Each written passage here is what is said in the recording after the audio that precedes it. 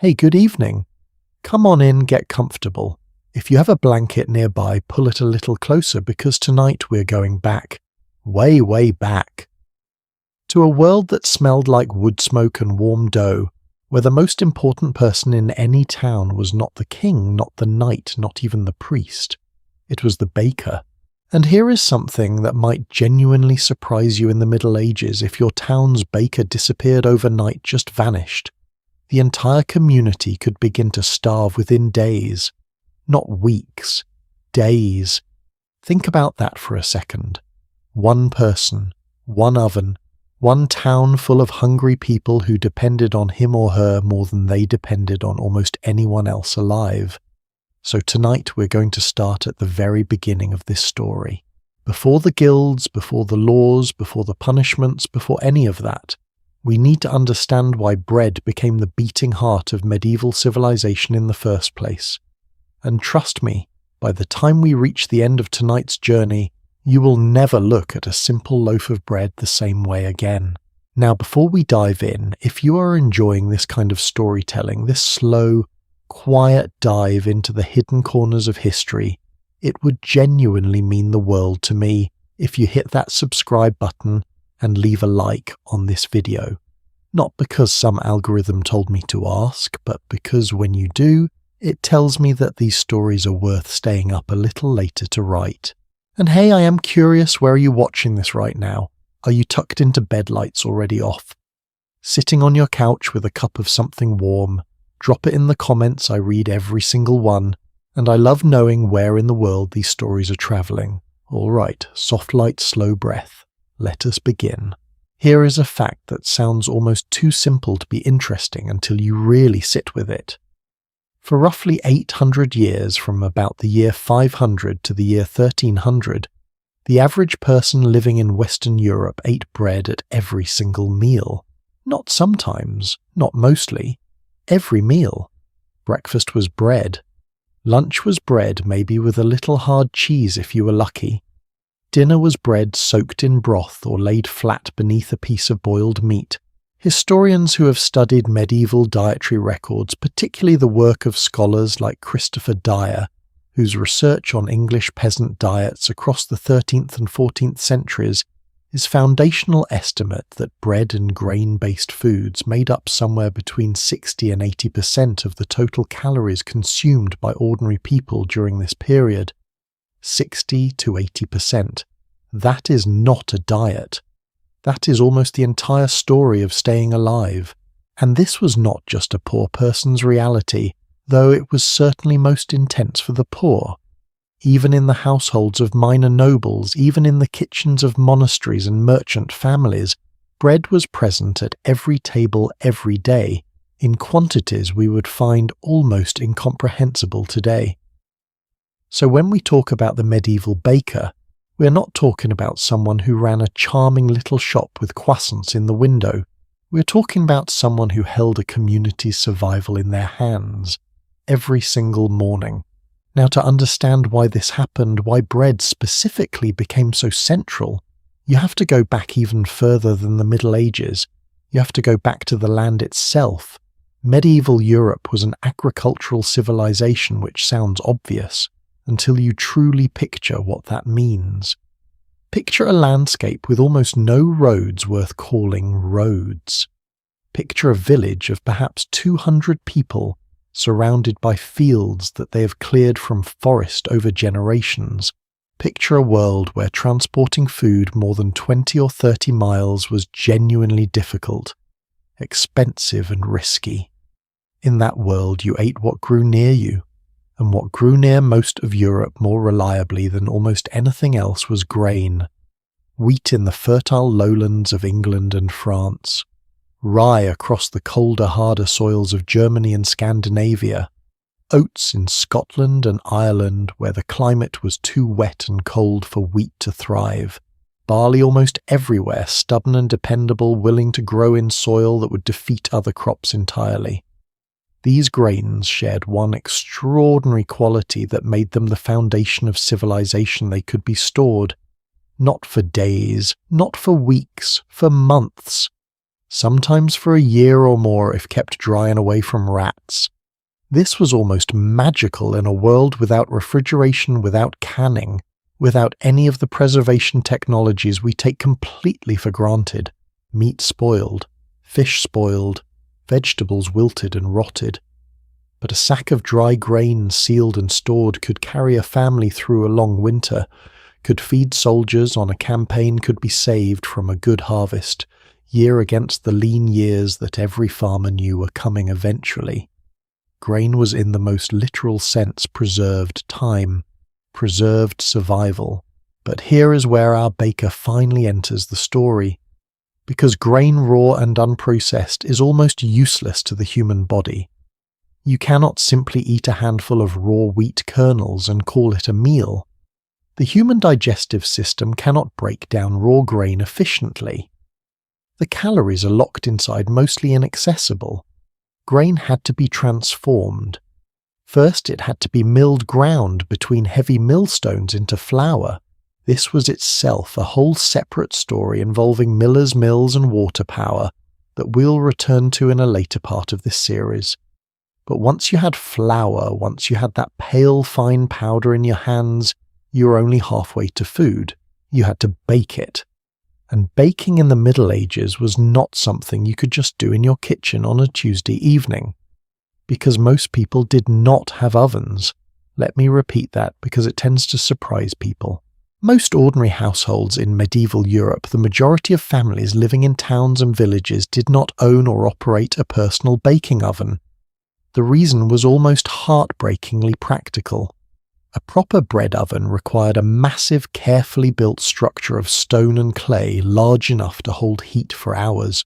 It burned enormous quantities of wood to reach the temperatures needed, somewhere around 400 to 500 degrees hot enough that you could not hold your hand near the opening for more than a second. And it posed a fire risk that was genuinely terrifying in towns where houses stood close together, built mostly of timber and thatch. The Great Fire of London in 1666, you may know. This one is believed by many historians to have started in a baker's shop on Pudding Lane. But long before that medieval town, planners and authorities had already recognised the danger. In many European cities, baking ovens were deliberately positioned outside the main residential areas or at the edges of towns specifically to reduce the risk of catastrophic fire spreading through a neighbourhood. This was not just practical wisdom. This was law. In some cities, baking in a private home without authorization was actually a punishable offense. The oven was a community resource, and the person who controlled it, who knew how to build the fire, who knew exactly when the temperature was right, who knew how long each type of dough needed to sit in the heat, that person was the baker. Now it's worth pausing here to really picture who these early medieval bakers were, because the romantic image, the cheerful flour-dusted artisan pulling golden loaves from a warm oven, is only part of the truth. The reality was considerably harder. The work began before sunrise. On most days, well before sunrise. A baker in a medieval town of any real size might need to produce enough bread for several hundred people. That meant beginning the process of building the fire and heating the oven in the deep middle of the night, sometimes as early as 2 or 3 in the morning, because the oven itself took hours to reach proper temperature. While the oven heated, the dough had to be prepared. This was not a gentle task. Medieval bread dough made from heavier, less refined flours than what we use today required serious physical effort to mix and knead. Food historian William Rubel, in his book Bread: A Global History, describes the physical labour of pre-industrial bread production as comparable to sustained manual agricultural work, exhausting, repetitive, and entirely dependent on the baker's physical strength and endurance. And this went on every day, not 5 days a week, not 6, every day, because bread did not keep well. A loaf baked on Monday was stale and unpleasant by Wednesday. In the summer heat, it could go hard and mouldy even faster. There was no day off for the baker, no holiday, when the town could simply get by without fresh bread. The oven had to be lit, the dough had to be made, the loaves had to be ready before the townspeople woke up and began their day.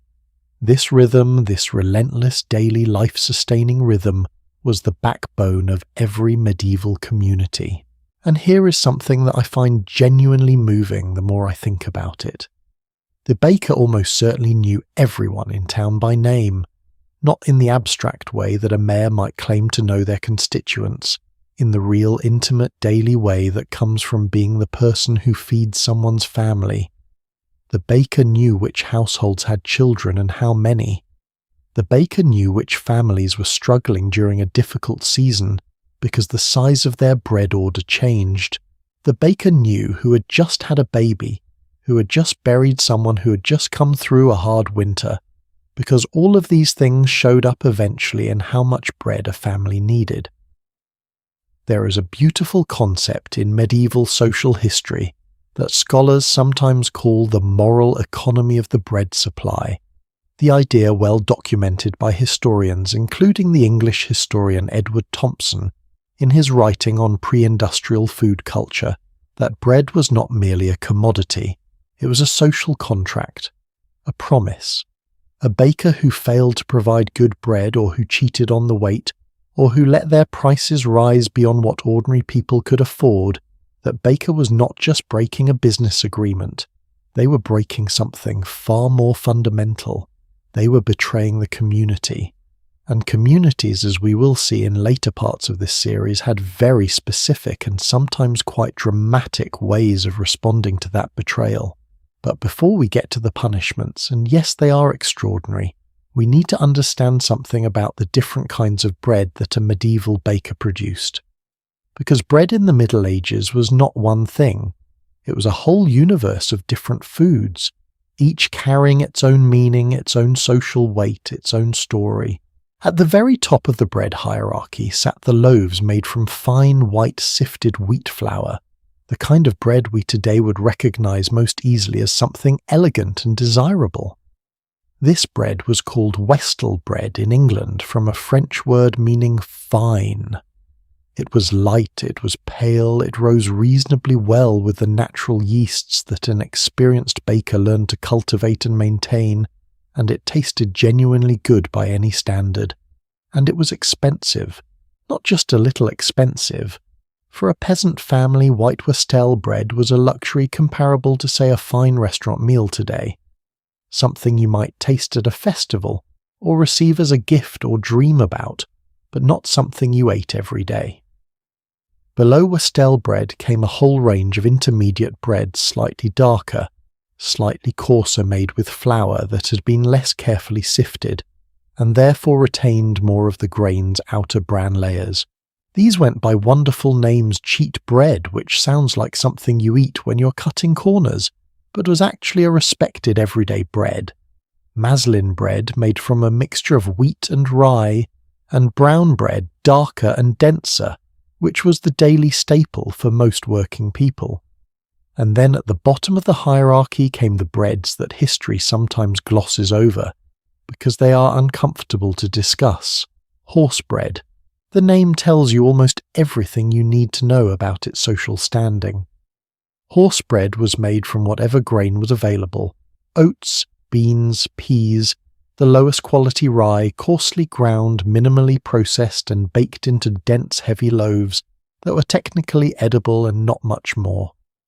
This was what the very poorest people ate.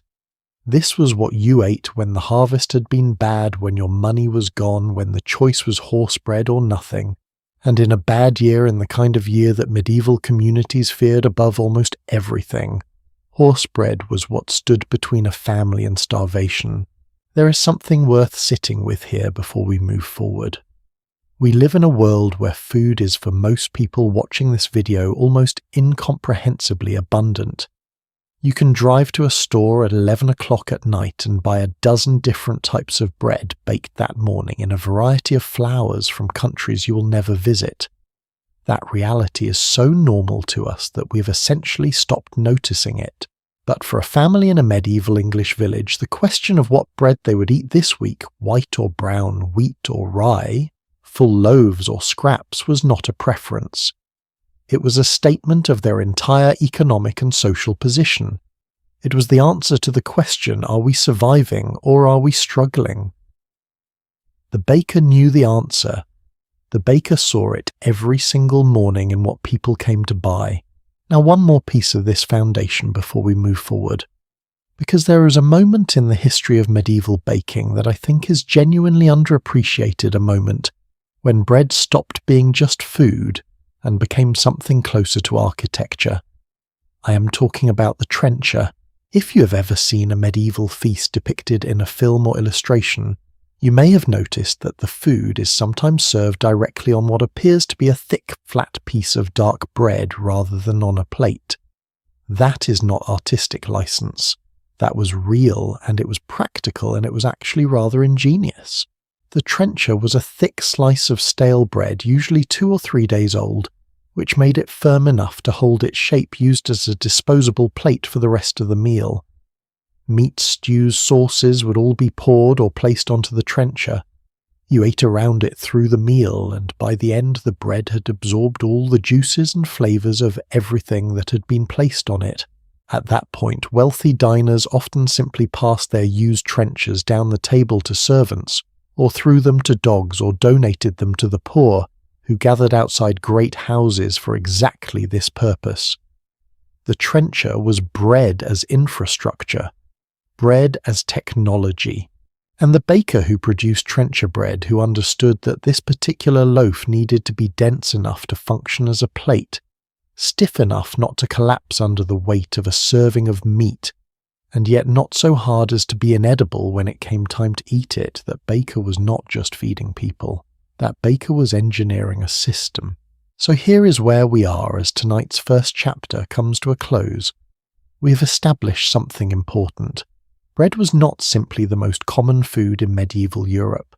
It was the organizing principle of daily life.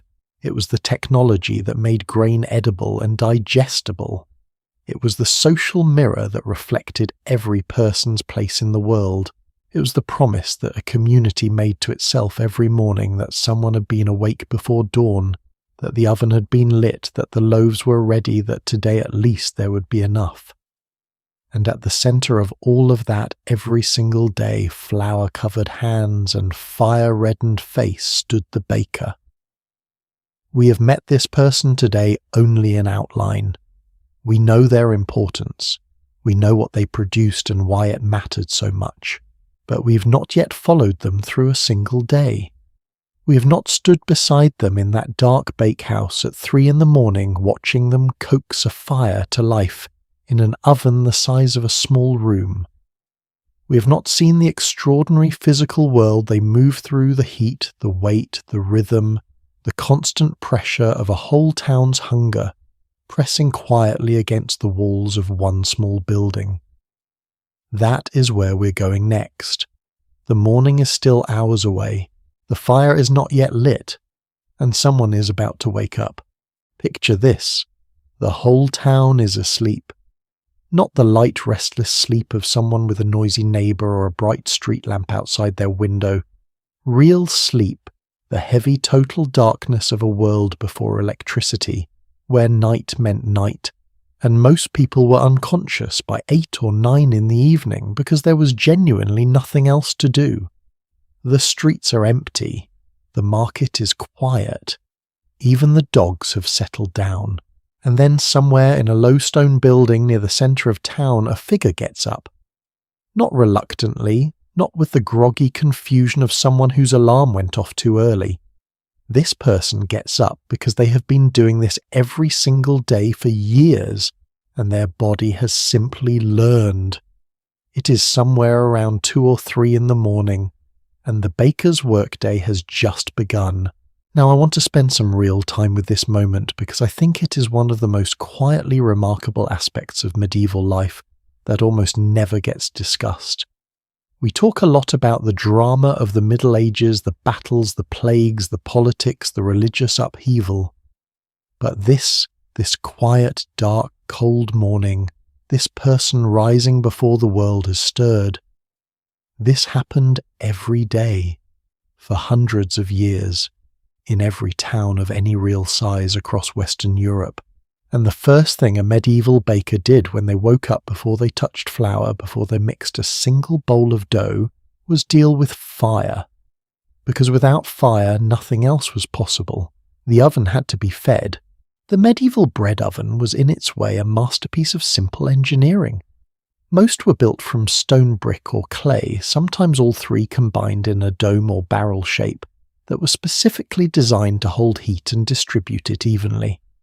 This dome shape was not an accident or a matter of aesthetics. It was physics understood through generations of trial and error rather than formal science. Hot air, as every baker learned early, rises in a dome-shaped chamber that rising hot air bounces off the curved ceiling and circulates back down, creating a consistent temperature throughout the entire baking space. A flat-ceilinged oven would trap heat at the top and leave the floor much cooler. A dome solved that problem before anyone knew the word thermodynamics. The floors of these ovens were most often paved with flat stone. Sandstone was preferred in many regions because it absorbed heat slowly but released it steadily over a long period, and the whole structure, once properly heated, became essentially a heat battery, a massive reservoir of stored warmth that would slowly radiate inward for hours even after the fire itself had been removed. But here is the key word: once properly heated. Getting a large stone oven from cold to baking temperature was not a quick process. Historical evidence and the accounts of scholars like Hanela Klemetila, whose work on medieval kitchen practices at the University of Jyväskylä has documented these processes in remarkable detail, suggest that a full-size communal bread oven typically required 2 to 4 hours of continuous firing before it reached the temperatures needed for proper bread baking. 2 to 4 hours, which is exactly why our baker was up at 2 or 3 in the morning. The math was not complicated, but it was relentless. If bread needed to be ready by 6 or 7 in the morning when the market opened, when the town's workers needed to eat before their day began, the oven had to start heating no later than 2 or 3 in the morning. Every morning. There was no way around it. Now let me ask you something. Have you ever tried to start a fire from scratch? Not with a lighter, not with a box of matches and a crumpled newspaper. From scratch. Flint and steel, or a fire bow, or simply the carefully preserved embers of the previous day's fire, wrapped in insulating ash and kept alive overnight like a tiny, precious sleeping creature. That last method, banking the coals, keeping a small hidden fire alive through the night, was the technique most professional bakers relied on, because relighting a completely dead oven from scratch added time and effort to a morning that was already brutally demanding. Experienced bakers learned to manage their fire across an entire day and night, not letting it die completely, but also not burning through fuel wastefully. This relationship with fire was so central to the baker's identity that the word baker in many European languages is etymologically related to words for heat burning and the management of flame. The English word baker itself comes from an Old English root meaning to dry by heat, and the German word Bäcker shares the same ancient ancestor. Fire was not a tool the baker used.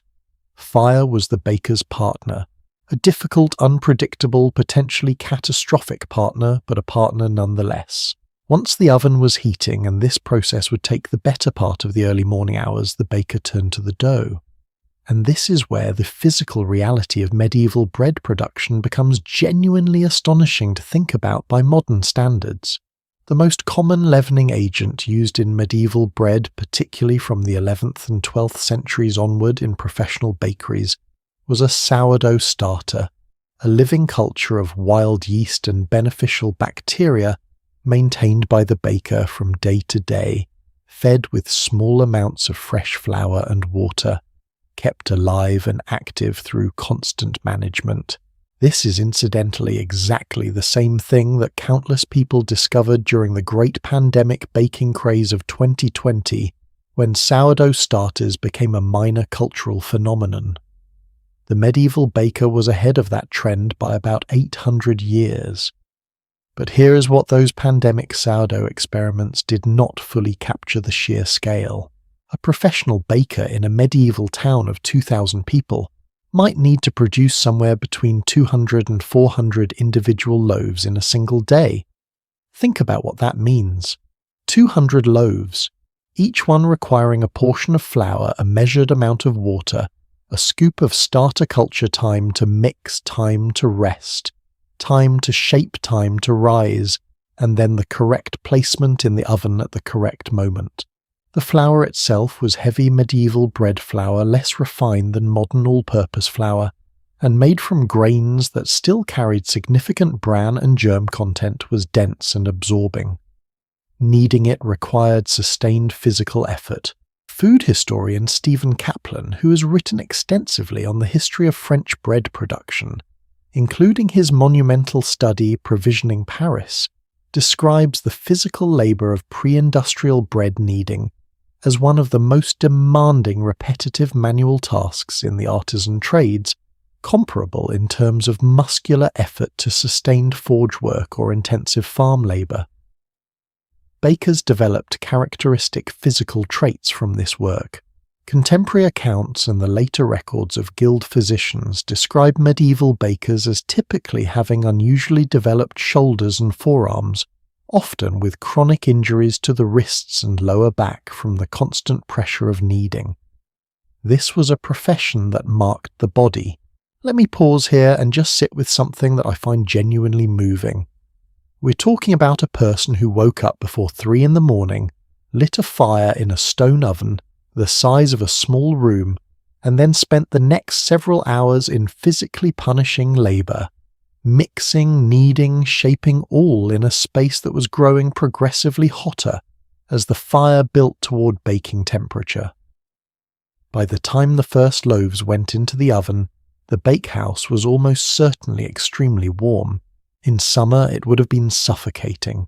In winter, in the deep cold of a northern European January where peasant houses were often barely above freezing, the bakehouse was the warmest building in town.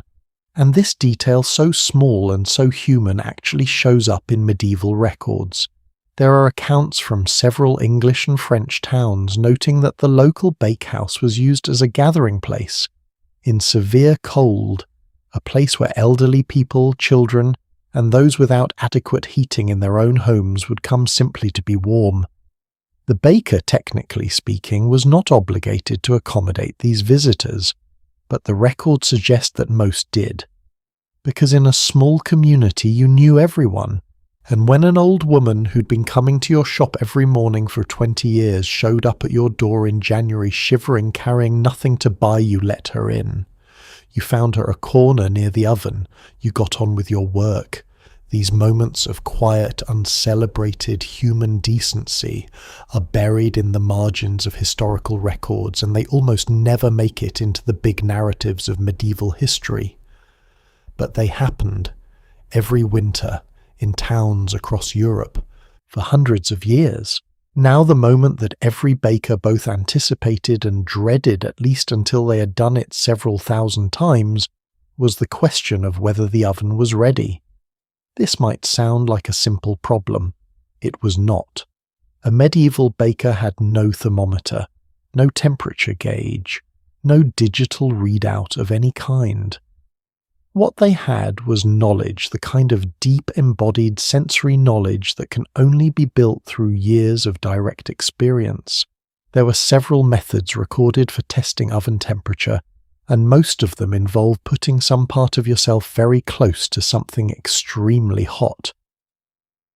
The most common technique described in sources ranging from English cookery manuscripts to continental guild records was what might be called the flour test. The baker would take a small pinch of flour, just a light dusting, and toss it onto the oven floor.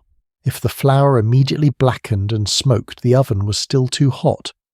If it browned slowly and evenly over the course of a few seconds, settling into a golden colour without burning, the oven had reached the right temperature for most bread baking. If it barely changed colour at all, more heating was needed. It sounds deceptively simple, But learning to read that colour change, learning to distinguish the right shade of brown from the wrong one, learning how it looked in the dim light of a bakehouse at 4 a.m. that took years. Another method used particularly for assessing the heat of the oven floor itself was to simply hold one's hand near the opening and count. If you could hold your hand at the oven's mouth for only a second or two before the pain became unbearable, it was too hot for bread and probably right for high heat items first. If you could hold it for 5 to 7 seconds, you were in the ideal range for the first round of loaves. More than 10 seconds and the oven needed more time. This was the thermometer of the medieval bakehouse, a human hand, calibrated by Burns. There is something in that image, a baker in the dark hours before dawn holding their hand near a fire and counting silently, that captures something essential about what this profession really was. It was not craft in the modern decorative sense. It was not a hobby or a form of self-expression or a pleasant way to spend a morning. It was a highly technical skill developed over years, practiced under pressure, and performed in service of an entire community. The baker's hands knew things that could not be written down. They knew the exact resistance of properly developed dough. They knew the subtle difference between a loaf that needed 5 more minutes and one that was done. They knew from a single touch whether this week's flour was drier or wetter than last week's, and they adjusted their water measurements accordingly without ever writing down a recipe. This tacit knowledge, this expertise that lives in the hands and the body rather than on a page, is something that historians call embodied knowledge, and it was one of the most important things a guildmaster baker passed on to their apprentices. Not just technique, not just recipes, the actual feeling of doing it right. Speaking of which, who else was in the bakehouse on those early mornings? Because the master baker almost certainly was not working alone. In a professional urban bakery of any real size, the workforce typically included at least one journeyman baker, a trained worker who had completed their apprenticeship but had not yet established their own shop, and often 1 or 2 apprentices as well. The apprentice system in medieval baking was formalized through the guild structure, and in many cities the terms were surprisingly specific. In London, guild records from the late 13th century describe apprenticeships of 7 years, during which a young person, typically beginning between the ages of 12 and 15, would live in the master baker's household work without wages, in exchange for training and room and board, and gradually take on more complex tasks as their skills developed. 7 years, from age 12 to roughly age 19 or 20. Living in the bakehouse, waking up at 2 or 3 in the morning every morning for 7 years. This was how knowledge was transmitted, not through books most apprentices could not read, not through formal instruction. There were no classroom lectures on flour hydration ratios, through proximity, through observation, through thousands of mornings standing next to someone who knew what they were doing, watching their hands, copying their movements, gradually internalizing a body of skill that could not be captured in words. By the time the first loaves went into the oven, usually sometime between 4 and 5 in the morning, the bakehouse would have been operating at full intensity for 2 or 3 hours already. The rhythm of loading the oven was itself a skill. Bread at different stages of proofing the final rise before baking needed to go in at different times, because each batch would spend a different amount of time inside. The largest loaves went in first, needing the longest time.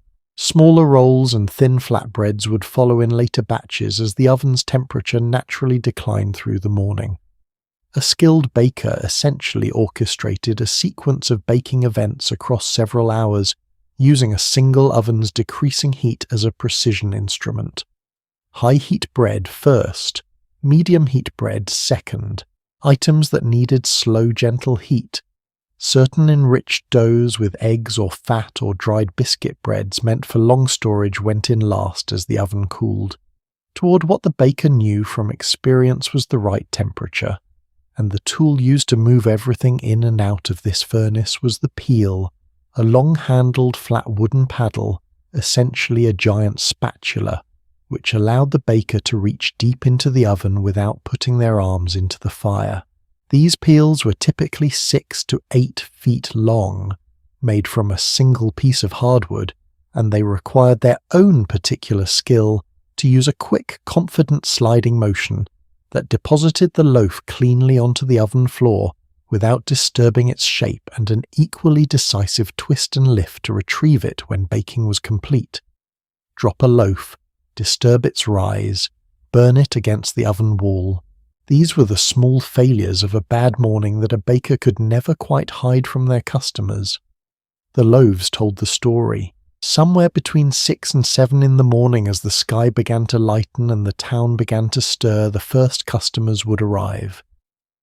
And this transition from the private, intense, firelit world of the bakehouse before dawn to the public commerce of the day was in many ways the most interesting part of the baker's daily existence.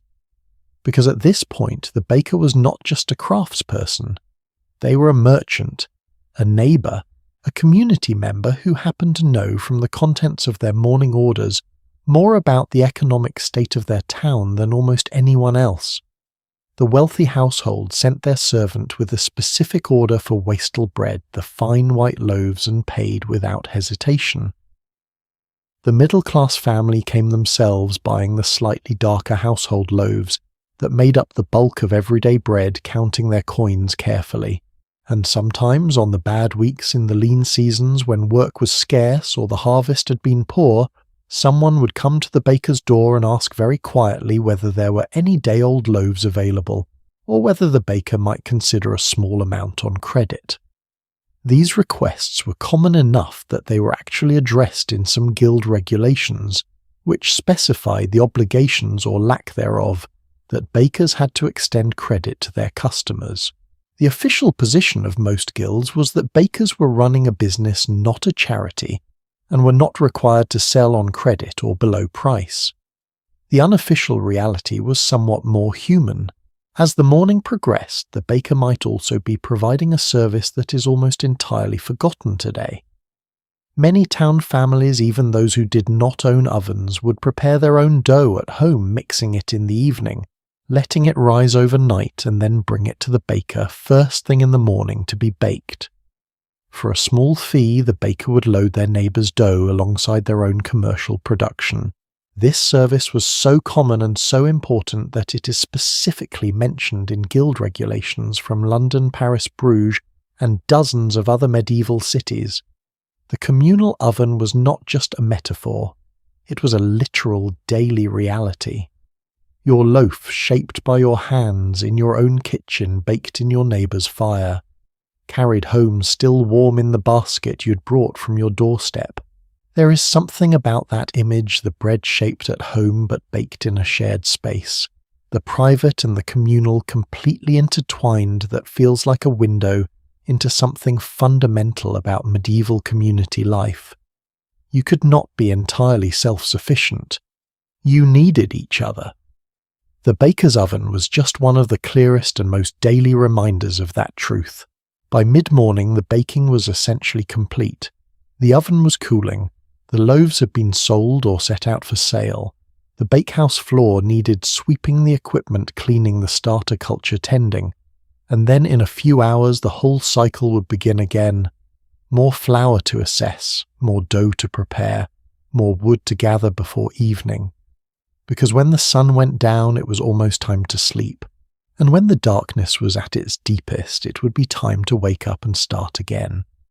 This was a baker's life, not just for a week or a year, but for an entire working lifetime, typically from early adolescence, until the body could no longer manage the physical demands of the work which historical records suggest was often somewhere in the mid to late 40s. A baker's career was measured in mornings. Thousands and thousands of cold, dark, fire-lit mornings, each one the same and each one slightly different, each one feeding a town that would never fully know the price of its daily bread. And yet, and I want to end here because this feels important, There is something in the historical record that suggests many bakers did not experience their work simply as burden. Guild records, church documents, and the occasional personal account that has survived from medieval craftspeople describe bakers as typically occupying a position of quiet pride in their communities. Not the loud celebrated pride of a nobleman or a victorious soldier, something quieter and more durable than that. The pride of someone who does a genuinely necessary thing, who does it well and who knows, even if no one ever says it out loud, that without them the town does not eat. That is a particular kind of dignity, and it got up every morning at 3 a.m. and lit a fire in the dark. We have now spent time in the bakehouse itself, felt the heat, understood the rhythms, watched the hands work without thermometers or timers, just knowledge. But here is what we have not yet confronted: the building that contained all of this, the oven itself. Because the medieval bread oven was not just a cooking tool. It was, in the context of a medieval town, one of the most dangerous structures in existence. And the story of how communities tried to manage that danger, and how spectacularly they sometimes failed, is one of the most dramatic chapters in the entire history of baking. That story is waiting for us in the next part of tonight's journey. There is a word you use all the time, and you probably have no idea it was born from a medieval fear of bakers' ovens going dark. The word is curfew. It comes from the old French couvre-feu, literally cover the fire. In medieval Europe, city authorities became so terrified of nighttime blazes spreading through wooden neighborhoods while everyone was asleep that they enacted laws requiring all open fires, hearths, and cooking ovens to be extinguished or covered by a specific hour each evening. They called it the couvre-feu, the curfew.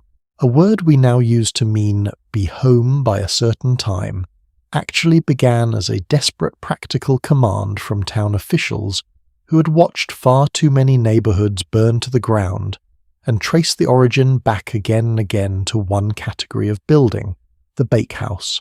So tonight we're going to follow that fear from the regulations born out of it, through the fires that proved those fears completely justified, all the way to one September morning in 1666, when a single baker's failure to properly extinguish his oven set in motion events that destroyed over 13,000 homes, 87 churches, and essentially erased the medieval city of London from the face of the earth. To understand why the bread oven terrified medieval city planners, you have to understand what a medieval town actually looked like. Not the way it looks in paintings, those idealized bird's-eye views with neat little rooftops and orderly market squares. The lived reality of a growing medieval town was something far more combustible. The typical urban dwelling was built predominantly of timber, oak frames filled in with wattle and daub, a mixture of woven branches plastered over with mud and animal dung, and roofed with thatch, which is dried straw or reeds. Thatch is essentially a carefully constructed fire hazard placed directly on top of your home. The streets between these houses were narrow, not just narrow by modern standards. In many medieval city cores, two people could barely pass each other on foot without turning sideways. The upper stories of buildings were built with jetties overhanging upper floors that extended further over the street with each successive story, so that at the level of the third or fourth floor, the buildings on opposite sides of the street were sometimes almost touching.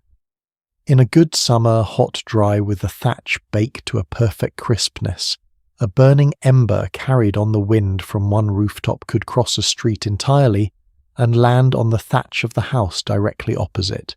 In those conditions, a fire that started in one building could be consuming the entire block within the time it took most people to wake up and realize what was happening. Medieval city officials understood this perfectly. They were not naive about the risks. What they struggled with constantly and across centuries was the question of what to do about it. The solutions they arrived at were in their way remarkably sophisticated for a world without modern fire services or building codes in the formal sense. The first approach was prohibition and relocation. As early as the 12th century, city authorities in London and several major continental cities began issuing laws specifically targeting high-heat trades occupations that required large, sustained fires as part of their work. Smiths' potters, lime burners and bakers were the primary concerns. The legal strategy was straightforward: do not let these fires exist in the middle of a dense residential neighbourhood if you can possibly avoid it. Special rules documented in London's civic records known as the Liber Albus, a compilation of laws and regulations dating back as early as 1067, required that high-heat workshops either be built against the city wall, where a fire could potentially be contained on one side, or in some cases outside the city walls entirely. The logic was spatial: if the dangerous fire was at the edge of the city, rather than at its centre, it had less town to burn through before it ran out of fuel. And for bakers specifically, who needed to be in town to serve their customers, who needed access to markets and grain deliveries, this created a genuine tension. The baker was too essential to be sent outside the walls entirely, but the baker's oven was too dangerous to ignore. The compromise in most cities was careful siting. Bakeries were typically positioned away from the most densely packed residential areas, often near the city walls, sometimes near rivers where water was more accessible, and always in buildings specifically constructed to contain the oven with extra thick stone walls. The second approach was building regulation. After a devastating fire swept through the Suffolk district of London in the year 1212, killing by some contemporary accounts around 3,000 people. Though historians believe this figure was likely an exaggeration, the city's first mayor, Henry Fitzelwyn, issued what were effectively the first comprehensive urban building regulations in English history. Thatched roofs were banned in London. New houses were required to be built of stone. Party walls between neighbouring buildings, the shared walls that stood between one house and the next, were required to be of a minimum thickness, built from non-combustible materials, and carried above the roofline specifically to prevent fire from jumping from one roof to the next. These regulations were in principle sensible and forward-thinking. In practice, they were almost impossible to enforce, because stone was expensive, because timber was cheap and widely available and familiar, because the population of London and of most growing medieval cities was expanding faster than any regulatory framework could keep pace with, and new houses were going up faster than any inspector could check them. And so, for the next 4.5 centuries, London remained essentially what it had always been: a medieval warren of wooden houses, narrow streets, thatch-covered rooftops and bakeries burning wood fires in the dark hours before dawn. The regulations were on the books, the timber went up anyway, and the fires kept coming. Here is a question that I find myself sitting with when I think about this history.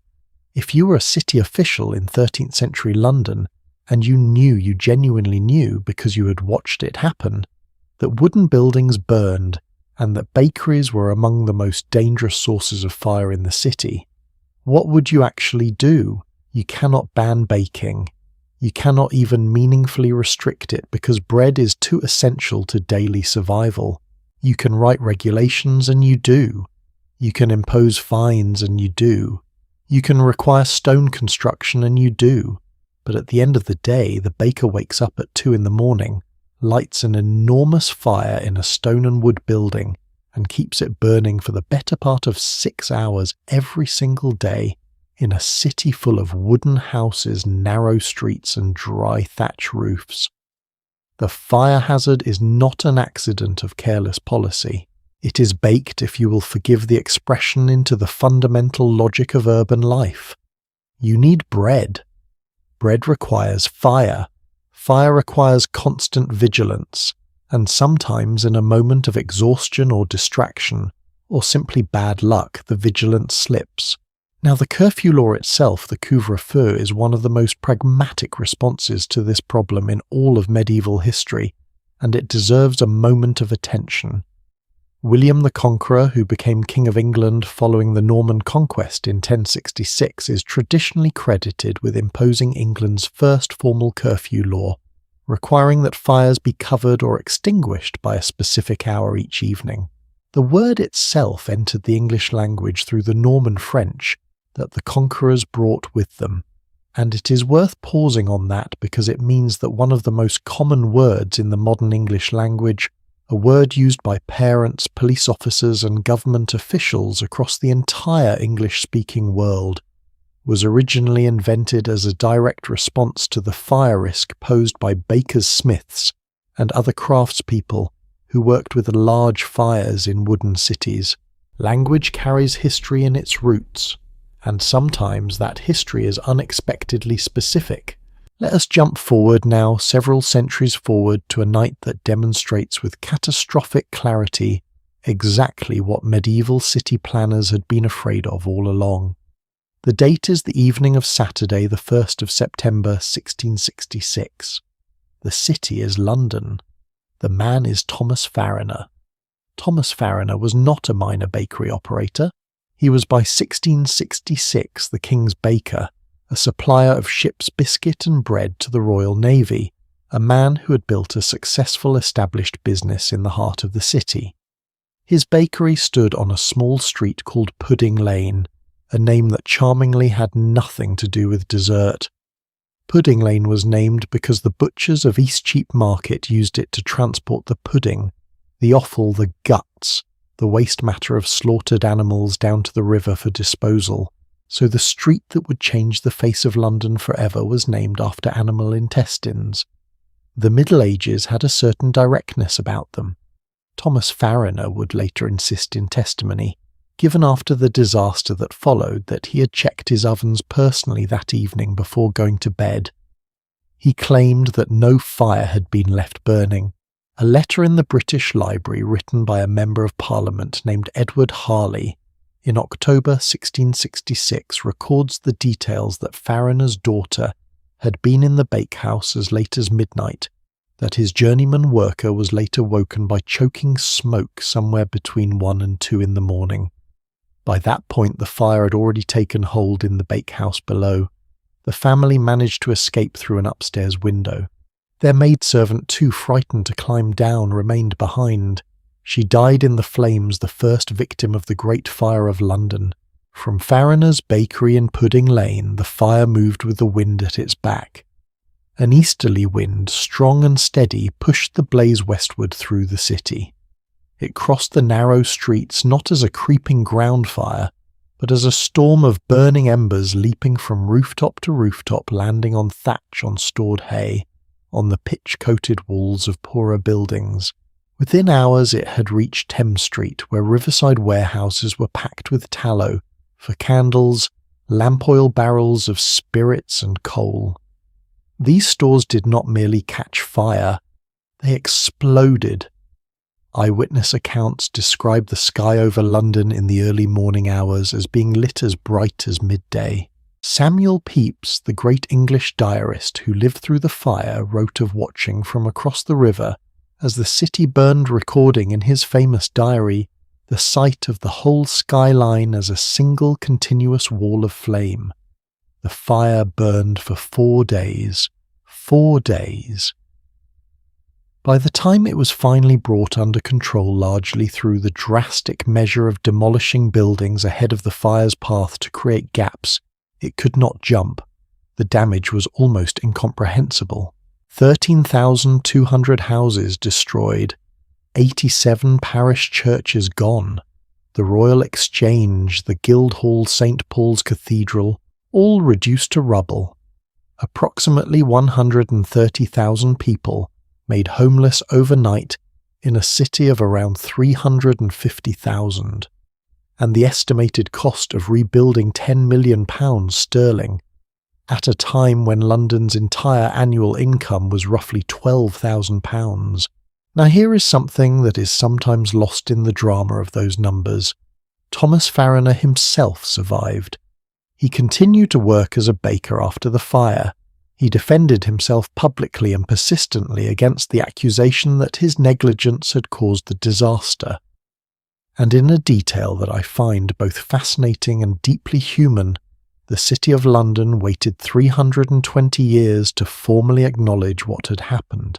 It was not until 1986, 3 centuries after the fire, that members of the Worshipful Company of Bakers gathered on Pudding Lane and unveiled a plaque acknowledging that one of their own had been responsible for the Great Fire of 1666.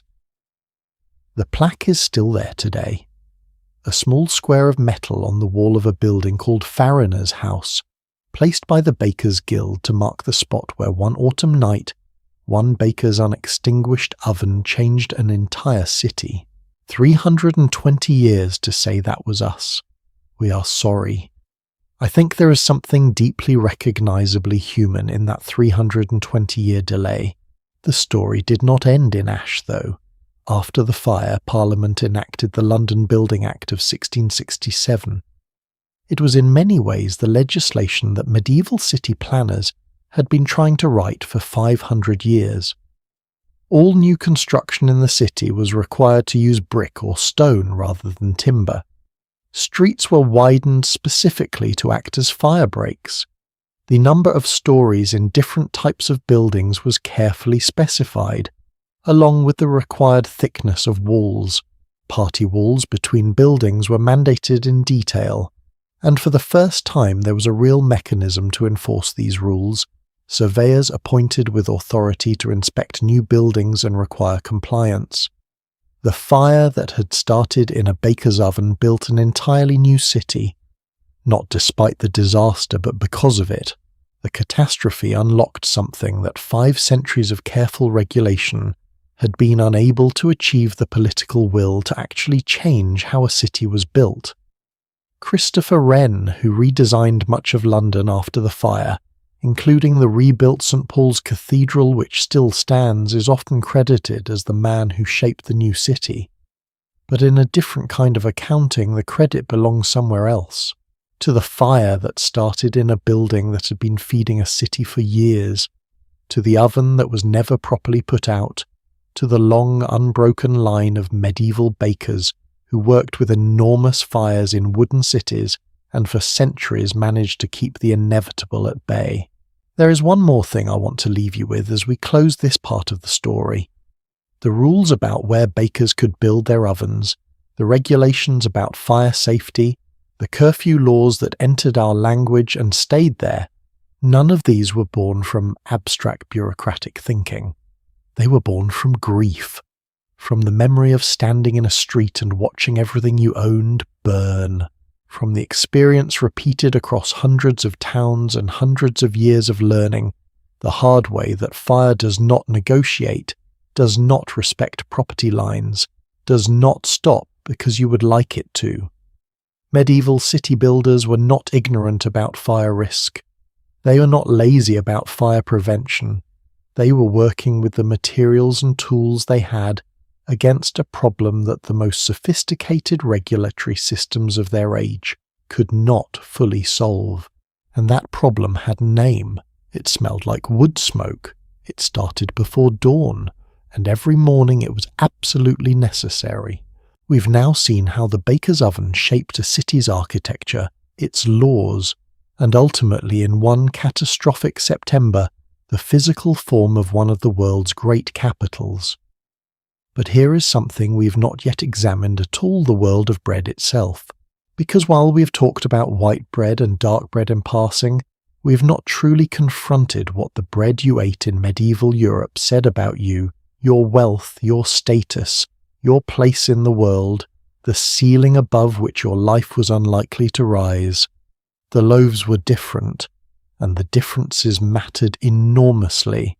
That is where we are headed next. Something about the English language has been hiding in plain sight for over 1,000 years, and almost nobody thinks to ask about it. The 2 most powerful titles in the history of English society, Lord and Lady, both have their roots buried in something you eat for breakfast.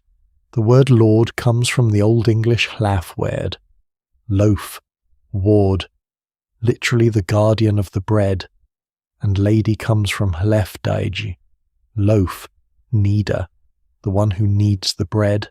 In the earliest recorded form of the English language, a lord was not a warrior, not a landowner, not a figure of military authority. He was the person who controlled the bread supply and made sure his household ate. A lady was not a decorative ornament of high birth. She was the person whose hands worked the dough. Think about that for a moment. Every time someone says "my lord" or "my lady" in a courtroom, in a period drama, in a formal letter, they are, without knowing it, speaking the language of a society that understood power in the most fundamental possible terms. Power was bread, and bread was survival. Welcome to part 4 of tonight's journey, the part where we follow a single loaf from field to oven to table, and discover that every step of that journey was saturated with meaning that goes far deeper than food. We established in earlier parts of this series that medieval Europeans ate extraordinary quantities of bread, that grain-based foods made up somewhere between 60 and 80% of daily caloric intake for most ordinary people. But what we've not yet examined closely is something that strikes me honestly as one of the most quietly revealing aspects of medieval society. The kind of bread you ate was not just a matter of taste or preference. It was a declaration. It told anyone who looked at your table or your hands or your teeth exactly where you stood in the world. And the baker standing at their oven made that declaration possible every single morning. They were not just feeding people. They were reproducing the social order one loaf at a time. To understand the bread hierarchy, you need to understand something about flour. Today, when most of us buy all-purpose flour at a grocery store, we're getting a product that has been industrially milled to a fine, consistent white powder, with almost all of the grain's outer bran layers and germ removed. We take this for granted to the point of barely noticing it. In the medieval world, that level of refinement was not just convenient, it was extraordinarily labour-intensive, time-consuming and expensive. Wheat had to be ground between millstones, first a process that produced a rough grey-brown flour containing varying quantities of bran germ, and sometimes small particles of grit from the millstones themselves. That grit, incidentally, is not a minor detail. Historians studying skeletal remains from medieval England, including detailed research by physical anthropologist Philippa Patrick at the University of Exeter, have found evidence of severe dental wear in the population, consistent with a lifetime of eating bread containing fine mineral particles from imperfect milling. Your bread, if you were poor in medieval England, was slowly wearing your teeth down year by year. The wealthy eating bread from more carefully milled and sifted flour avoided much of this damage. It was a health inequality written into the very enamel of their teeth. Producing genuinely white flour from medieval wheat required a process called bolting, passing the milled grain through increasingly fine woven cloth to sift out the bran and heavier particles, leaving only the fine white endosperm behind. This was done by hand. Someone had to stand at a frame, agitate the cloth, catch what fell through, and repeat the process multiple times, often twice, sometimes 3 times for the very finest bread. The finest flour in medieval England, sifted 2 or 3 times until it was as white as it was ever going to get, went into a bread called pain de main. The name is French from pain de main, the Lord's bread, or in the Latin from which it ultimately derives panem dominicum, the bread of the master. This was not a name that came later attached to a bread that already existed.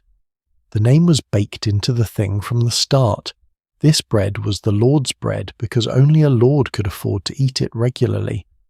A small pain de main loaf weighed roughly 200 grams, about the size of a large dinner roll by modern standards. It was light, relatively fine, pale, and it cost more than most working people could justify spending on a single meal. Just below pain de main in the bread hierarchy sat Westel, a high-quality bread made from very fine flour, somewhat more accessible than the pure Lord's bread, but still the province of the comfortable and well-off. Below Westel came Cocket bread, which used good white flour but without the same level of sifting, a solid, respectable middle-class loaf. if we can use that term somewhat loosely for a society that did not think in those terms. Then cheat bread, whole wheat with the bran largely removed denser and darker than the white loaves above it, but still made predominantly from wheat. Below cheat came maslin and taut coarser mixed grain breads, the kind that made up the daily diet of most working people in towns and villages, and at the bottom, already discussed in part 1 but worth returning to here with fresh eyes, horse bread, made from whatever grain was cheapest or most available, sometimes oats, sometimes beans and peas, sometimes actual scraps from the milling process that would otherwise have been discarded. Dense grey-brown, nutritionally adequate in the way that the word adequate carries within it a quiet defeat. It kept you alive. That was what it did. It was not supposed to taste wonderful. It was not supposed to signal anything about who you were other than the one thing you would rather not signal that you were at the bottom. Now here is the question that I find myself genuinely wanting to ask whenever I think about this hierarchy. Does it seem strange to you that the food at the top of the ladder, the white bread, the pain domain, was actually less nutritious than the bread at the bottom? Because from a modern nutritional standpoint, that is exactly what was happening. The highly sifted white flour that went into pain domain had most of its fibre vitamins and minerals removed along with the bran. The coarse whole grain bread eaten by peasants retained far more nutritional value, more fibre, more iron, more of the B vitamins that are concentrated in the bran and germ of the grain. In other words, medieval poor people were eating in many respects more nutritious bread than medieval aristocrats. And yet the white bread was the status marker. The white bread was the aspiration.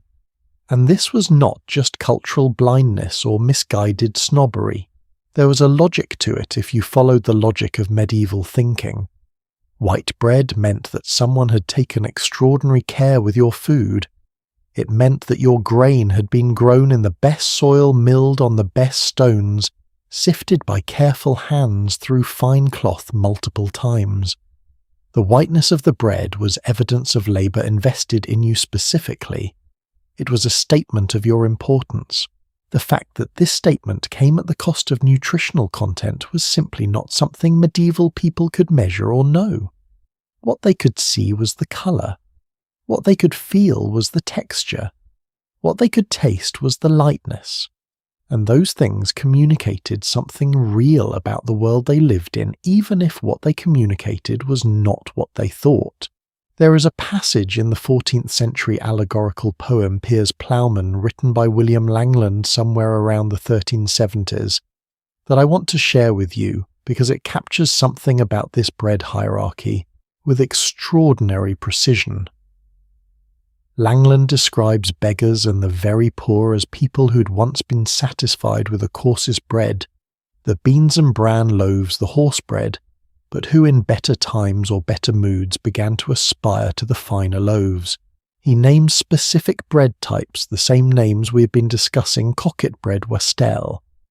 And the tone in which he describes this aspiration is not entirely sympathetic. There is a complicated, somewhat uncomfortable undercurrent in the poem, the feeling that these people should know their place, should be grateful for what they have, should not be reaching for the Lord's bread. This is on one level the predictable conservatism of a medieval author trying to maintain the social order. But on another level it is something more interesting. It is evidence that ordinary people were not passive about their bread. They wanted the better loaves. They knew the difference. They aspired upward through the bread hierarchy, even when the social hierarchy told them to stay where they were. The baker standing at the counter each morning saw this aspiration play out in small ways every day. The customer who asked just once for a piece of Westell instead of their usual cheat loaf. The labourer who had a slightly better week and spent a little extra on something finer. The child who had never tasted anything other than maslin bread and reached toward a white loaf on a feast day with open hands and wide eyes. These moments were not dramatic. They were quiet, but they were real. I want to stay with this idea of aspiration for a moment longer, because I think it connects to something that still matters today, something about how we understand social mobility and what it actually looks like in daily life. We tend to think of social aspiration as large, visible, institutional, getting a better job, moving to a better neighborhood, sending your children to better schools. And those things are real and important. But in the medieval world, where most of those large institutional paths simply did not exist for ordinary people, aspiration lived in small daily choices. It lived in what you ate. It lived in what you wore. It lived in how you spoke and who you spoke to, and what kind of bread you brought to the table when you had guests. The baker was the gatekeeper of one of the few forms of everyday aspiration that most people could actually access. For a penny, or sometimes a little more, you could eat better today than yesterday. Not much better, not permanently better, but better. And in a world where most things about your life were fixed at birth and stayed fixed until death, that small daily transaction at the baker's counter carried a weight that is hard for modern people to fully appreciate. Now I want to tell you about something that happened at mealtimes in a wealthy medieval household, something that takes the bread hierarchy and turns it into performance art. In grand households, the bread on the table was not just consumed, it was ceremonially distributed, a document from 1460 called the Book of Keruinge, literally the Book of Carving, a manual for the servants of noble households, describes in precise detail how a server was supposed to handle the Lord's bread at the table. The instructions are exact and slightly theatrical. Take the loaf in the left hand, trim the crust around the edges, then cut the upper crust, the top of the loaf, and present it specifically to the Lord. The upper crust, the top portion of the loaf, was considered the cleanest, the most perfectly baked, the most desirable. It went to the highest ranking person at the table. The rest, the middle, the bottom, the remainder was distributed downward through the household according to rank. Everyone at the table received bread, but the bread each person received was different, and everyone knew what it meant. The Lord ate the top. The servants ate what was left. The distribution of a single loaf recreated the entire social structure of the household silently every meal every day. What strikes me about this, and it strikes me every time I think about it, is how efficient it was as a system of social communication. No speeches required, no announcements, no explicit statements of rank. Just bread distributed according to an order so familiar that no one had to explain it. Medieval society was in many ways a society that communicated its values and its hierarchies through physical objects and daily rituals rather than through words. The type of bread at your place told your guests everything they needed to know about how you saw yourself and how you saw them. A host who served Westelda guests he considered equals was signalling respect. A host who served cheat bread to guests was signalling clearly and without comment that those guests were not particularly important. The baker producing all of these different breads each morning was supplying the material of this silent social language. They were not a neutral participant. They were in a real sense a creator of the social order, not by making decisions about who was worthy of what, but by making the physical objects through which those decisions were expressed. There is one more detail from this period that I find almost unbearably poignant, and I want to make sure we end here. At certain great houses and monasteries in medieval England, there was a custom of collecting the leftover bread from the Lord's table. At the end of the meal, the trenchers that had served as plates, the surplus loaves, the crusts that the Lord and his guests had left behind, and distributing them at the gate to the poor who had gathered there specifically for this purpose. This bread, which had begun the day as a declaration of the Lord's status, ended it as an act of charity.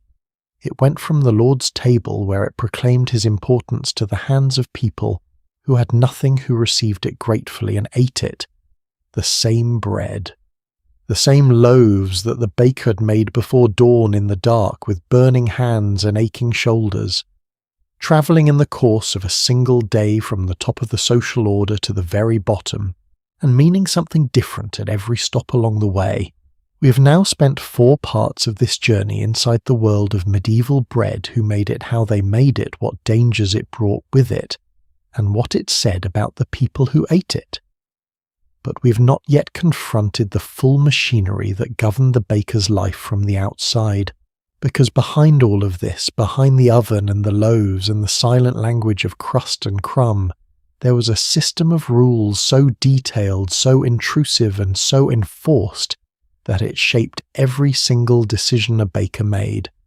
What weight a loaf had to be, what price it could be sold for, what happened to a baker who got those numbers wrong.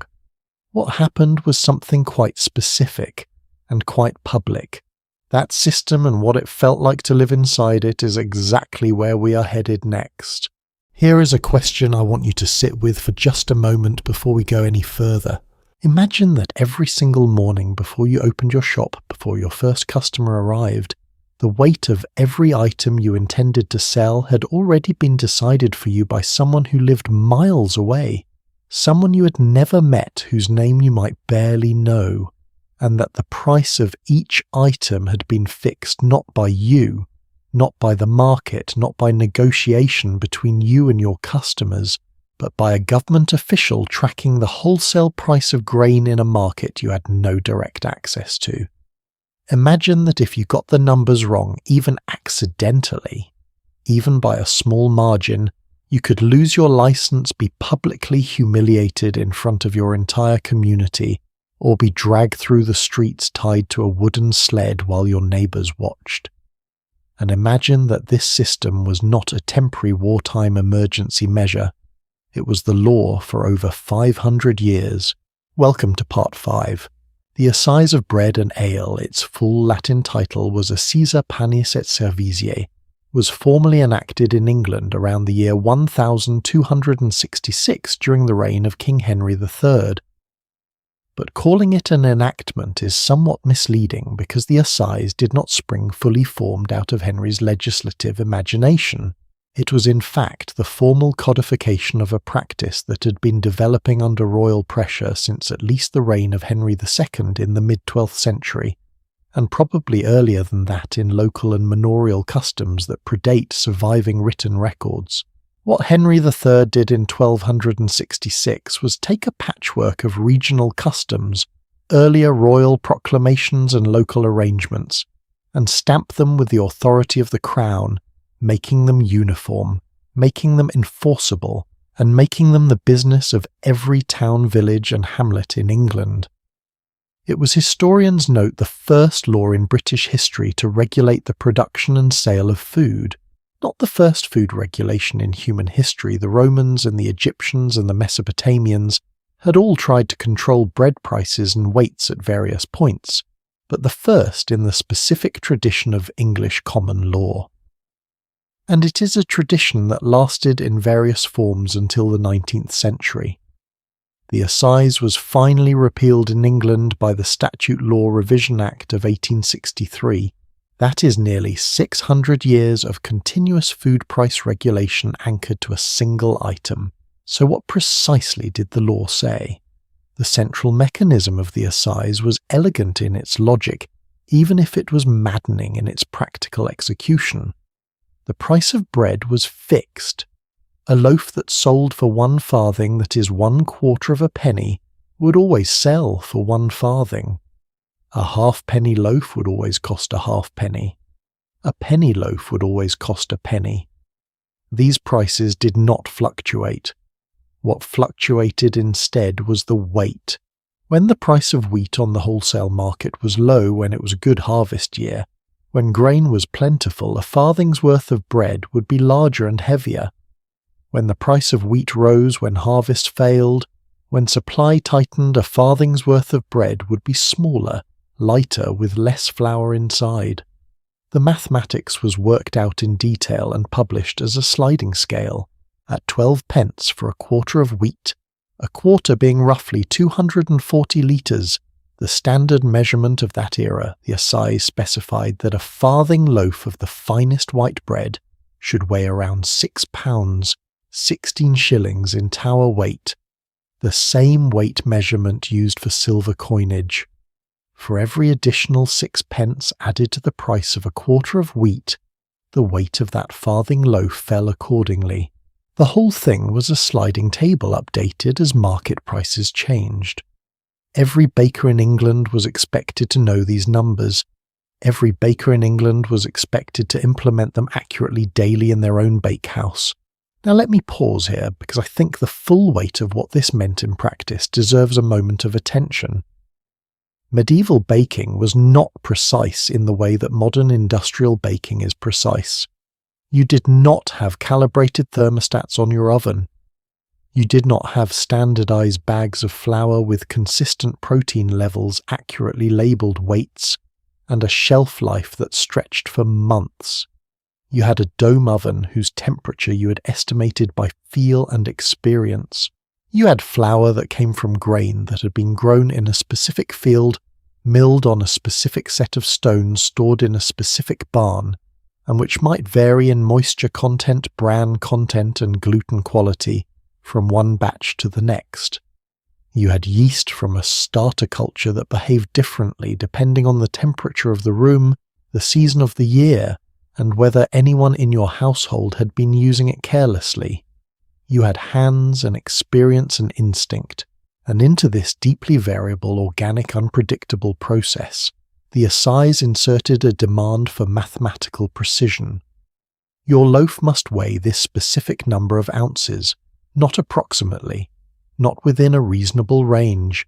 This number, can you imagine the anxiety? Every time you pulled a batch out of the oven, you were essentially gambling on whether the natural variation in your ingredients and your fire had produced something that matched a government table. The enforcement system was, if anything, even more anxiety-inducing than the law itself. In towns, the responsibility for checking bakers' compliance generally fell to local officials, bailiffs, market overseers, or in some cases representatives of the Bakers' Guild itself who were given authority to police their own membership. In rural areas, manorial lords held court sessions 3 times a week, and violations of the assize were among the most common items on the agenda. The process was described in detail in the customs of the Yorkshire town of Beverley, where the bailiff would weigh sample loaves before a panel of burgesses, essentially a jury of respectable townspeople who would watch the weighing and certify the result. The baker was not allowed to choose which loaf was selected for testing. The official chose, which meant that on any given inspection day the loaf that ended up on the scales might be the one that had spent slightly too long near the edge of the oven, or the one that had cooled unevenly, or the one that contained a fraction too much moisture, and had therefore risen a little differently from the rest. The records from Beverley and from other English towns show a familiar pattern. Bakers who were found short on weight were immediately subject to what was called an amercement, a financial penalty, the amount of which was decided by the court. A typical entry from the court rolls of the 13th and 14th centuries reads something like this: Thomas Baker is in mercy for 4 pence for a farthing waste loaf of low weight, underweight by 5 shillings. The weight shortfall is expressed in silver shillings because the Tower pound, the same unit used to weigh coins, was divided into 20 shillings for the purpose of these calculations. 5 shillings underweight meant the loaf was about a quarter of a pound lighter than it should have been. For a loaf that sold for 1 farthing, a quarter pound shortfall was significant, and Thomas Baker paid 4 pence for it, 16 times the selling price of the offending loaf. But the fines, while painful, were not the worst of it. Not by a long distance. The assize specified an escalating system of punishment for repeat offenders. First offence a fine, second offence a larger fine, third offence the pillory.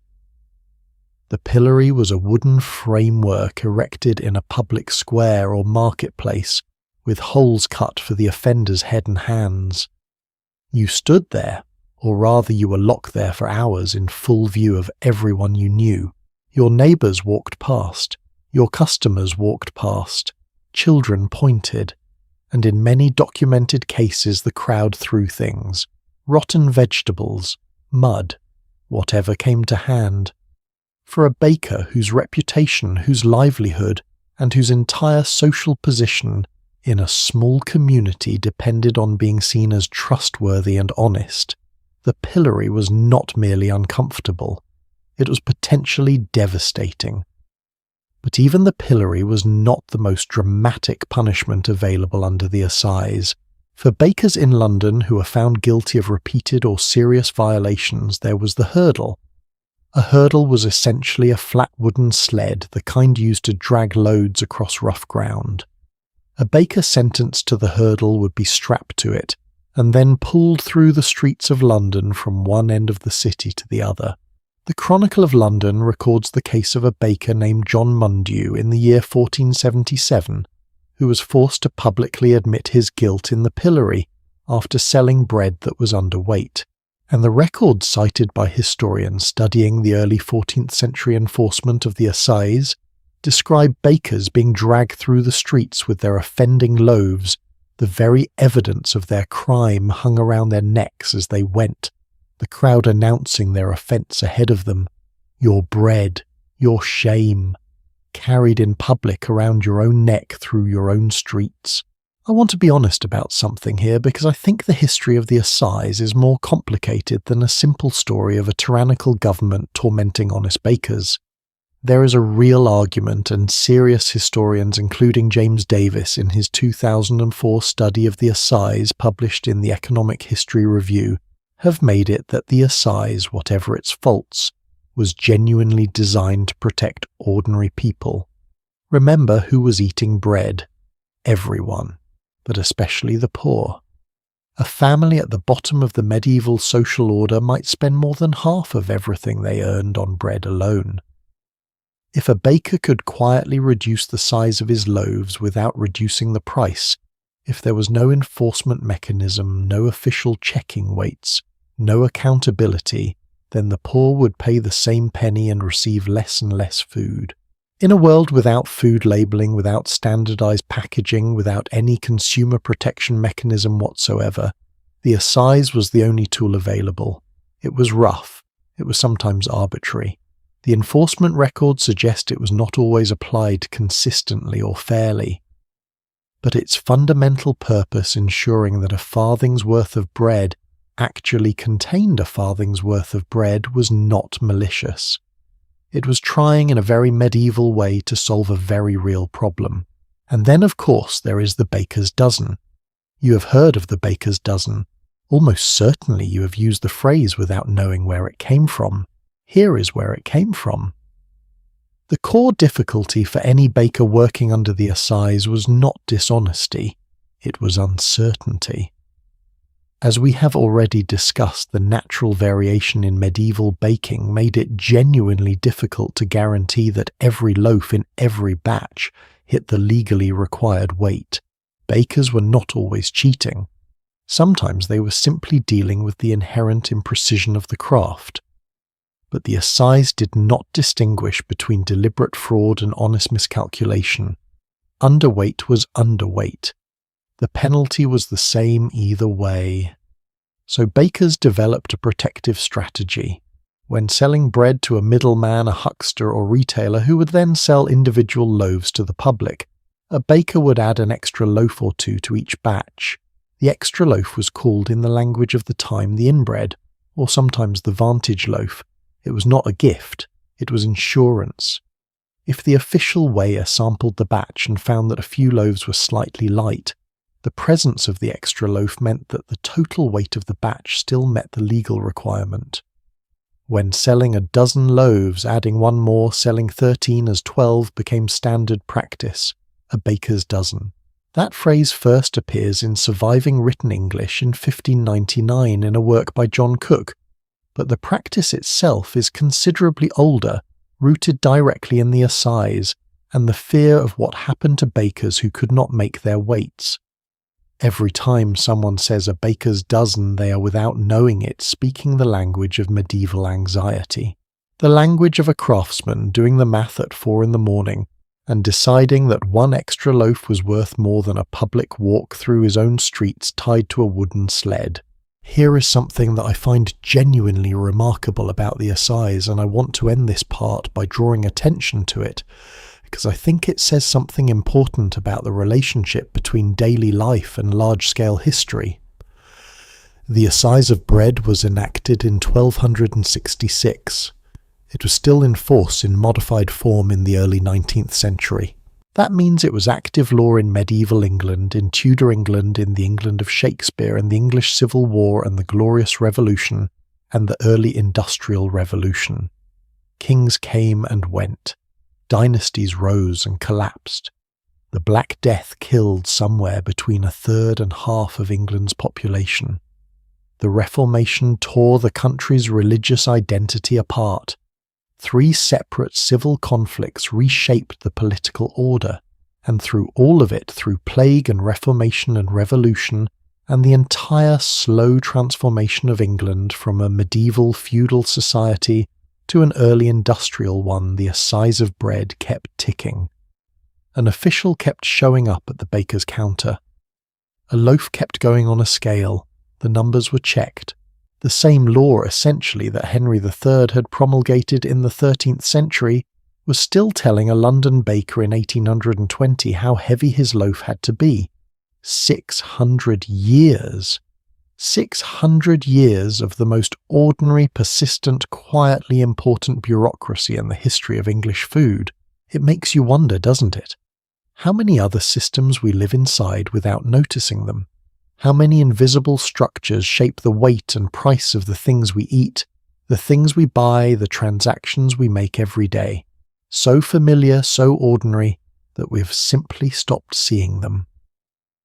The baker in 13th century London saw the assize clearly because it could hurt him. We see our own food regulations mostly when they fail a scandal, or recall a fraud that the system was supposed to prevent but somehow did not. The structure itself, the everyday working of it, is invisible, just like it was then. The assize told bakers what their bread had to weigh and what it had to cost, but it said nothing about what their bread could contain. And as it turns out, the question of what was actually inside a medieval loaf, what bakers used when wheat was scarce or expensive, what they mixed in when no one was watching carefully, what corners could be quietly cut without leaving obvious evidence, that is a story of its own. A story of famine, ingenuity, desperation, and sometimes outright fraud that stretched from honest poverty straight into something much darker. That is exactly where we are headed next. Let's be honest about something. Any time you create a system with rules, this strict with penalties, this painful with enforcement, this relentless, you create at the same time an entire parallel universe of people trying to find ways around it. That is not a moral failing. That is human nature. And medieval bakers, it turns out, were remarkably inventive when it came to walking the line between survival and fraud. Some of their methods were clever, some were audacious, and at least one discovered in a London bakehouse in the year 1327 was so brilliantly sneaky that historians are still talking about it 700 years later. But first, the ones who got caught. We ended part 5 with the assize of bread doing its best to keep every baker honest through a combination of mathematics inspections and the very real threat of public humiliation. The question is, did it work? The honest answer is mostly yes. The records from London, Oxford and Southampton in the 13th and 14th centuries show that most bakers appeared before the courts, paid their amercements, adjusted their loaves, and continued trading. Most violations were minor: a farthing loaf a few shillings underweight, a halfpenny loaf a little too light on a bad batch day. The system was doing roughly what it was designed to do, keeping bakers honest through the persistent friction of accountability. But then there were the others, the ones who did not simply miscalculate, the ones who made a deliberate choice. And for those bakers, medieval London had a response that was designed not just to punish them, but to make an example of them so visible, so theatrical, so completely humiliating that every other baker in the city would remember it. The hurdle, as we touched on in Part 5, was a flat wooden sled, the kind used to drag heavy loads across rough ground, before the age of the wheelbarrow made such things easier. When a baker in London was sentenced to the hurdle for a serious or repeated offence against the assize, the sentence was not merely to ride through the streets on this sled. The sentence was a performance. The offender was strapped down, actually tied to the hurdle, unable to get up, unable to walk, unable to preserve any physical dignity whatsoever. And the offending loaf, the very bread that had been found underweight or adulterated, was tied around their neck, not placed beside them, not carried by someone walking alongside, hung around their neck, so that the evidence of their crime travelled with them, so that every person who saw the procession moving through the streets of London understood immediately without needing to ask what this person had done. Here is the baker, here is the bread. Draw your own conclusions. The procession had a specific route in London, and it was not chosen at random. It was chosen for maximum visibility, maximum humiliation, maximum impact. The route ran through Cheapside, the main commercial street of medieval London, one of the busiest thoroughfares in England, lined with stalls and shops, and the constant press of buyers and sellers and people who had places to be. Cheapside on a market day was in effect the closest thing medieval London had to a public square, a town centre, and a performance venue all at once. If you wanted everyone to know what you had done, this was where you went. The records of the City of London preserve two cases that illustrate this system with particular clarity, and I want to give you both of them, because together they tell a story that goes beyond individual punishment into something larger. The first is the case of William Chester, a baker in London whose name appears in the city's records as a man convicted of selling bread that failed the weight requirements of the assize. William Chester was sentenced to the hurdle. He was strapped down on the sled, his defective loaf hung around his neck, and he was dragged. The records are specific about the route from the Guildhall through Cheapside all the way to Temple Bar at the western boundary of the city. Temple Bar in the medieval period was one of the main ceremonial gates of London, a landmark that everyone who travelled in and out of the city would pass. By ending the procession there, the city authorities ensured that William Chester's humiliation was witnessed not only by the merchants and residents of Cheapside, but by everyone entering or leaving London at that point. The records note specifically that the route was designed so that his fellow bakers would observe his humiliation, not just the public, his fellow bakers. This was a message aimed at a specific professional audience. We know what you are doing. We will do this to you too. The second case involves a man named Richard Hayne. Richard Hayne was not merely selling light loaves. Richard Hayne had adulterated his bread with sand. Sand. He had mixed actual sand into his dough, almost certainly to increase the weight of the finished loaf to make it pass the scale, while containing less actual flour than the law required. The records do not tell us how he was caught. Perhaps an official's careful inspection noticed the texture was wrong. Perhaps a customer bit into a loaf and noticed the grit. Perhaps it was something as simple as a neighbour who knew too much and talked. However it was discovered, the response was immediate and severe. Richard Hayne was sentenced to the hurdle. His bread, the sand-contaminated loaf evidence of his crime, was carried before him on a lance as the procession moved through the streets.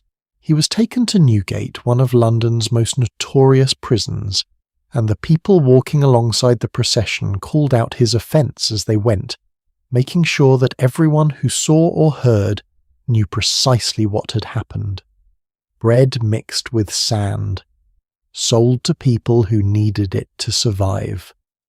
The medieval city of London had a term for what Richard Hayne had done. It fell into a category of offences that in the moral framework of the time was not merely a crime but a kind of betrayal. People bought bread because they had to. They had no real ability to check what was inside it. They came to a baker in good faith, handed over their money, and trusted that what they received in exchange was what it claimed to be.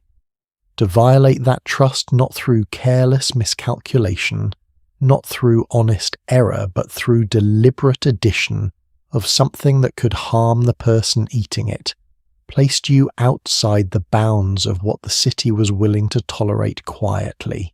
The public humiliation was not just punishment, it was a restoration of trust. Look, the city was saying to every person in Cheapside, "We found the person who was deceiving you. We know his name, we know his face, and we want you to know it too." Before we get to the clever cheats, I want to pause and point out something that I find quietly remarkable about these two cases, William Chester and Richard Hayne, which is how specific the records are. We know their names. We know the route Chester was dragged through. We know the substance Hayne mixed into his dough. We know which prison marked the end of Hayne's procession. Medieval history is full of anonymity, ordinary people who lived and worked and died without leaving behind anything that could let us identify them by name.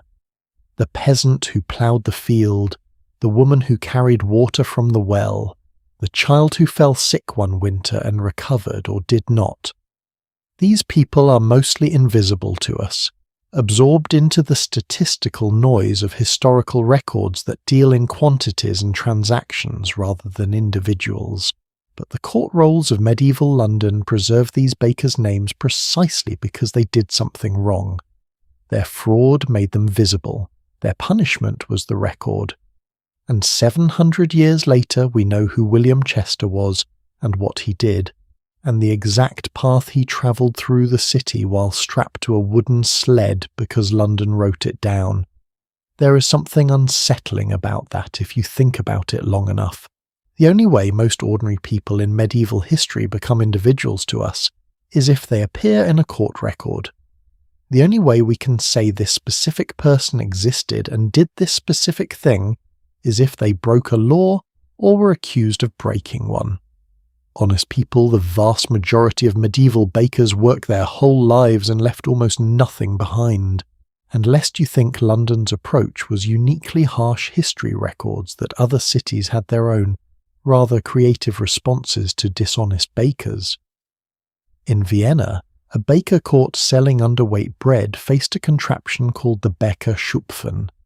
This was a cage, a wooden or iron structure designed specifically for the purpose, which was suspended over the river or a pond. The offending baker was placed inside the cage. Then the cage was plunged into the water and pulled back up, and plunged in again. How many times depended on the severity of the offence, the mood of the official, and presumably the temperature of the water that day. In Turkey, a baker convicted of bread fraud was stretched out on his own kneading table, the very surface where he made his bread, and subjected to the bastinado, beating on the soles of the feet with a stick, a punishment particularly associated with the Ottoman world and considered deeply humiliating because it struck the lowest part of the body. And in ancient Egypt, an offending baker could be nailed by the ear to the door of his own shop, not symbolically, actually nailed, so that every customer who came in that day walked past the evidence of what had happened, and the baker himself experienced exactly how long his neighbours took to finish their shopping. Compared to these alternatives, the hurdle through Cheapside starts to seem almost civilised. Almost. Now, and this is the part of this history I genuinely love, let me tell you about the bakers who were smart enough to know they might get caught and decided to cheat in ways that were much harder to detect. Because the hurdle and the pillory were powerful deterrents, but they were not perfect ones, and some medieval bakers were creative enough to find methods of fraud that the official bread examiners were almost certainly not trained to catch. The most spectacular example was discovered in a public bakehouse in London in the year 1327. The bakehouse had a moulding board, the large flat surface where bakers shaped their dough, pressing and rolling it before it went into the oven. Beneath this moulding board, a series of secret cavities had been constructed. Hidden compartments built directly into the structure of the workspace, and in these hidden compartments was a person, not a storage space, an actual assistant concealed beneath the table where the bread was being made. Customers who came to the communal bakehouse to have their own dough baked, which was standard practice. Many households brought their prepared dough to a professional baker's oven for a small fee, would place their dough on the moulding board, and the concealed assistant, through small holes or gaps in the boards above, would reach up and pinch off pieces of the customer's dough, a little from this person's batch, a little from that one, careful, gradual, small enough that no single customer would notice their loaf was slightly lighter than it should be. By the end of the day, across dozens of customers, the assistant in the hidden compartment had accumulated a substantial supply of flour dough that had cost the baker nothing, because it had been taken from the people who came trusting that their bread would come back to them intact. This fraud was eventually exposed. The records note it with the precise year, and the discovery prompted a wave of inspections of other bakehouses in London. We do not have a full accounting of how many similar concealed cavities were found. The absence of that information is perhaps suggestive. Let me pause here and ask you something I've been turning over in my mind throughout this research. When you read about these frauds, the sand in the bread, the hidden compartment, the coins baked into dough to tip the scales, what do you feel? Outrage maybe at the deliberate violation of trust. But I also wonder if you feel something else, a kind of uneasy recognition.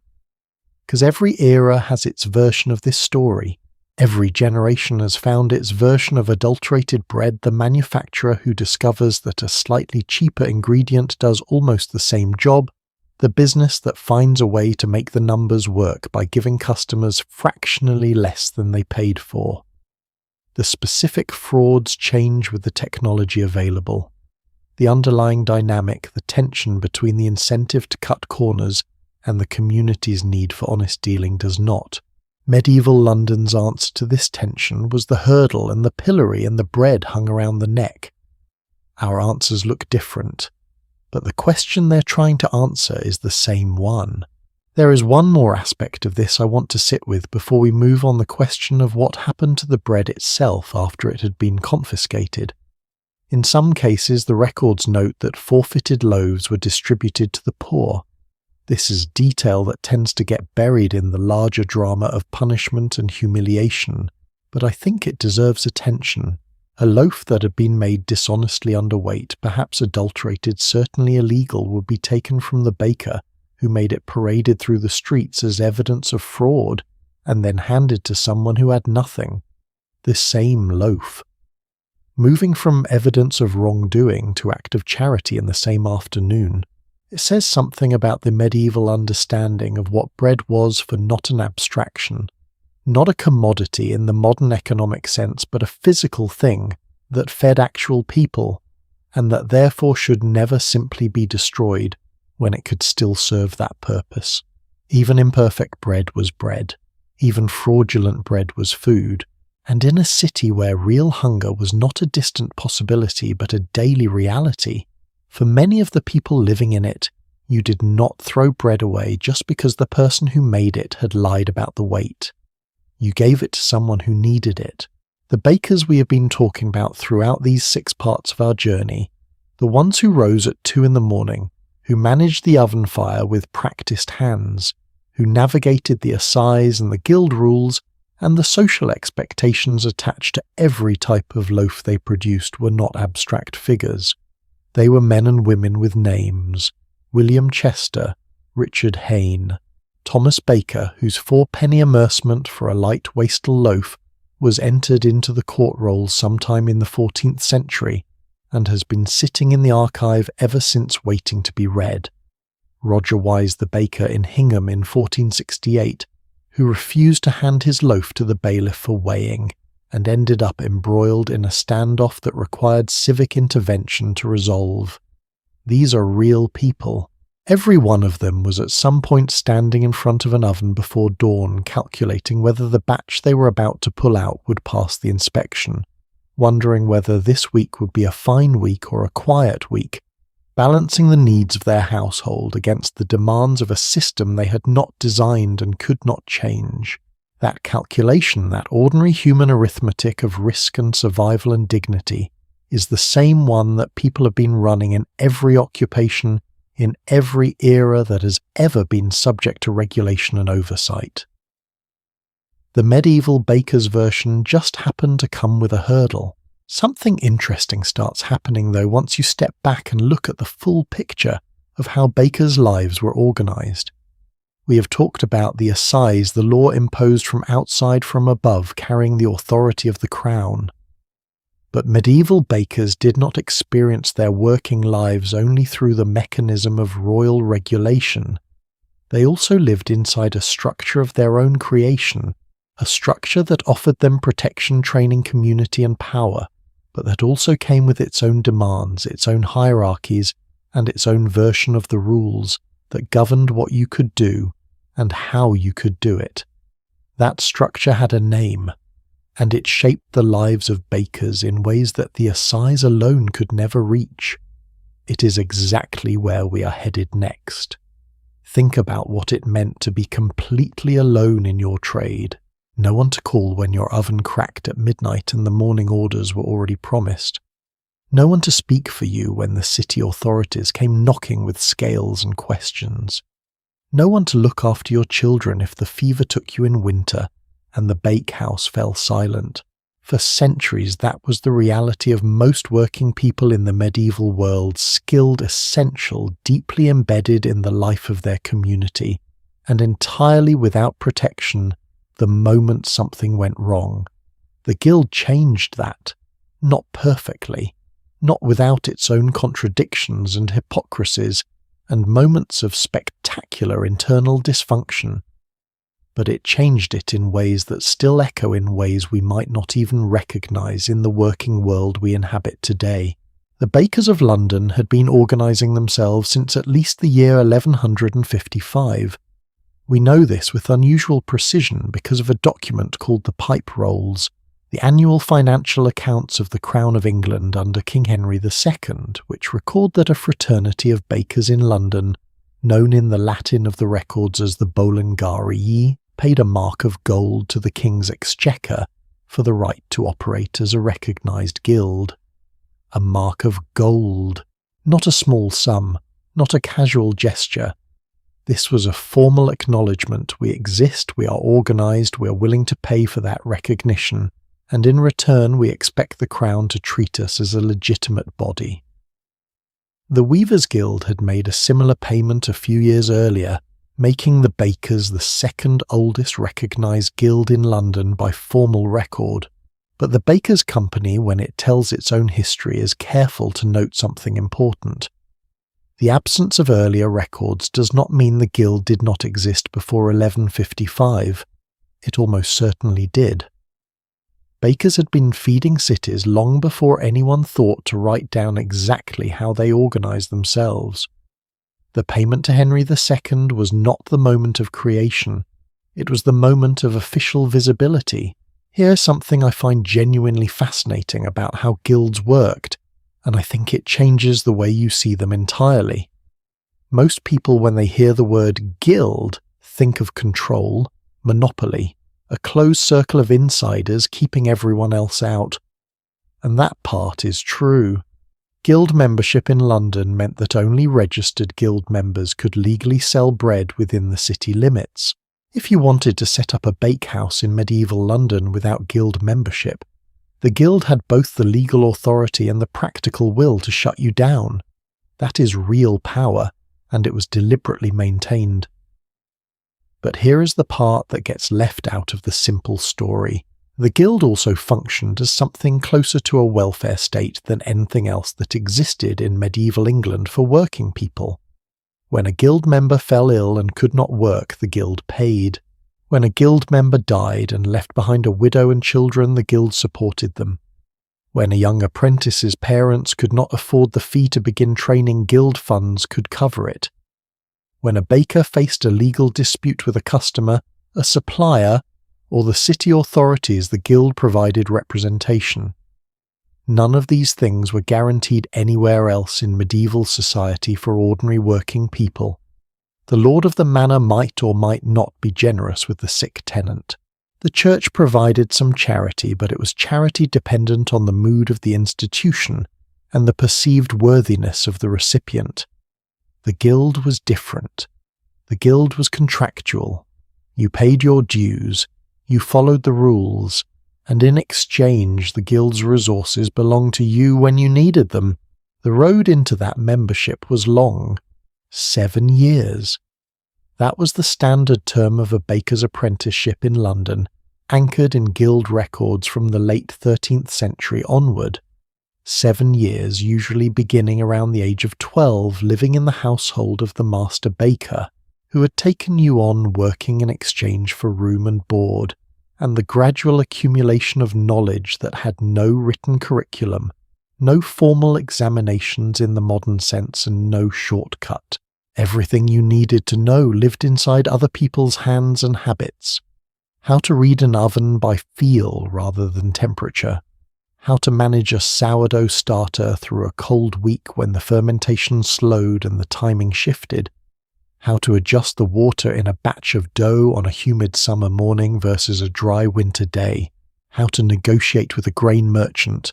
How to manage the queue of customers at communal baking hours. How to deal with an inspector who arrived on a bad day when nothing had turned out quite right. None of this was written down. All of it had to be absorbed, tested, and internalized through the slow repetition of years. The 7-year apprenticeship was not arbitrary. It was calibrated to the complexity of what needed to be learned, and it had another function that the guild understood very clearly. It controlled the number of bakers entering the profession at any given time. If every ambitious young person in London could open a bakehouse after 6 months of basic training, the market would flood, prices would fall, quality would drop, and the entire system of regulated bread supply that the city depended on would destabilize. 7 years meant a steady, predictable flow of new professionals entering the trade, never so few that the city ran short of bakers, never so many that the existing masters found their livelihoods threatened. It was in modern terms supply chain management applied to human beings. After the 7 years you became what the records call a journeyman. The word itself is worth a moment's attention. It comes from the French word journée, meaning a day. A journeyman was a day worker, someone who had completed their training and could sell their labour by the day to whatever master baker would hire them. They were skilled. They were free in the legal sense, no longer bound to the household of a single master. But they did not yet own their own business. They did not have the capital to open a bakehouse, or the guild standing to operate one independently. They were in the social geography of the medieval trades, somewhere between the dependency of apprenticeship and the autonomy of mastery. And for many bakers, this in-between state lasted for years. The transition from journeyman to master required money to buy or lease a premises, to invest in the equipment, to pay the guild entrance fee for full membership. If you were lucky, you married the widow of a master baker, which gave you both the capital and the established business in one step. The records of guild memberships show a remarkably high proportion of men who entered the full mastership this way. This is not cynical exactly. It is practical in the way that everything about medieval working life was practical.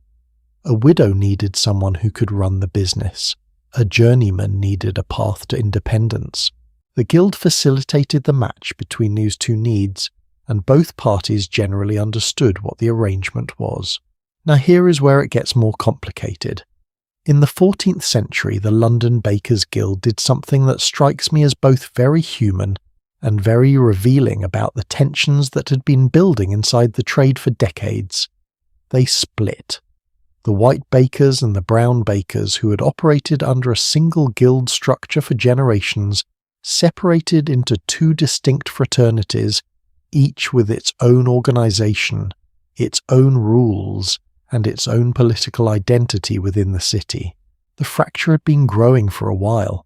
The white bakers, those who specialized in the fine, bolted wheat loaves that the wealthy preferred, had been watching their market grow as urban prosperity slowly expanded the class of people who could afford something better than the coarse Maslin loaf.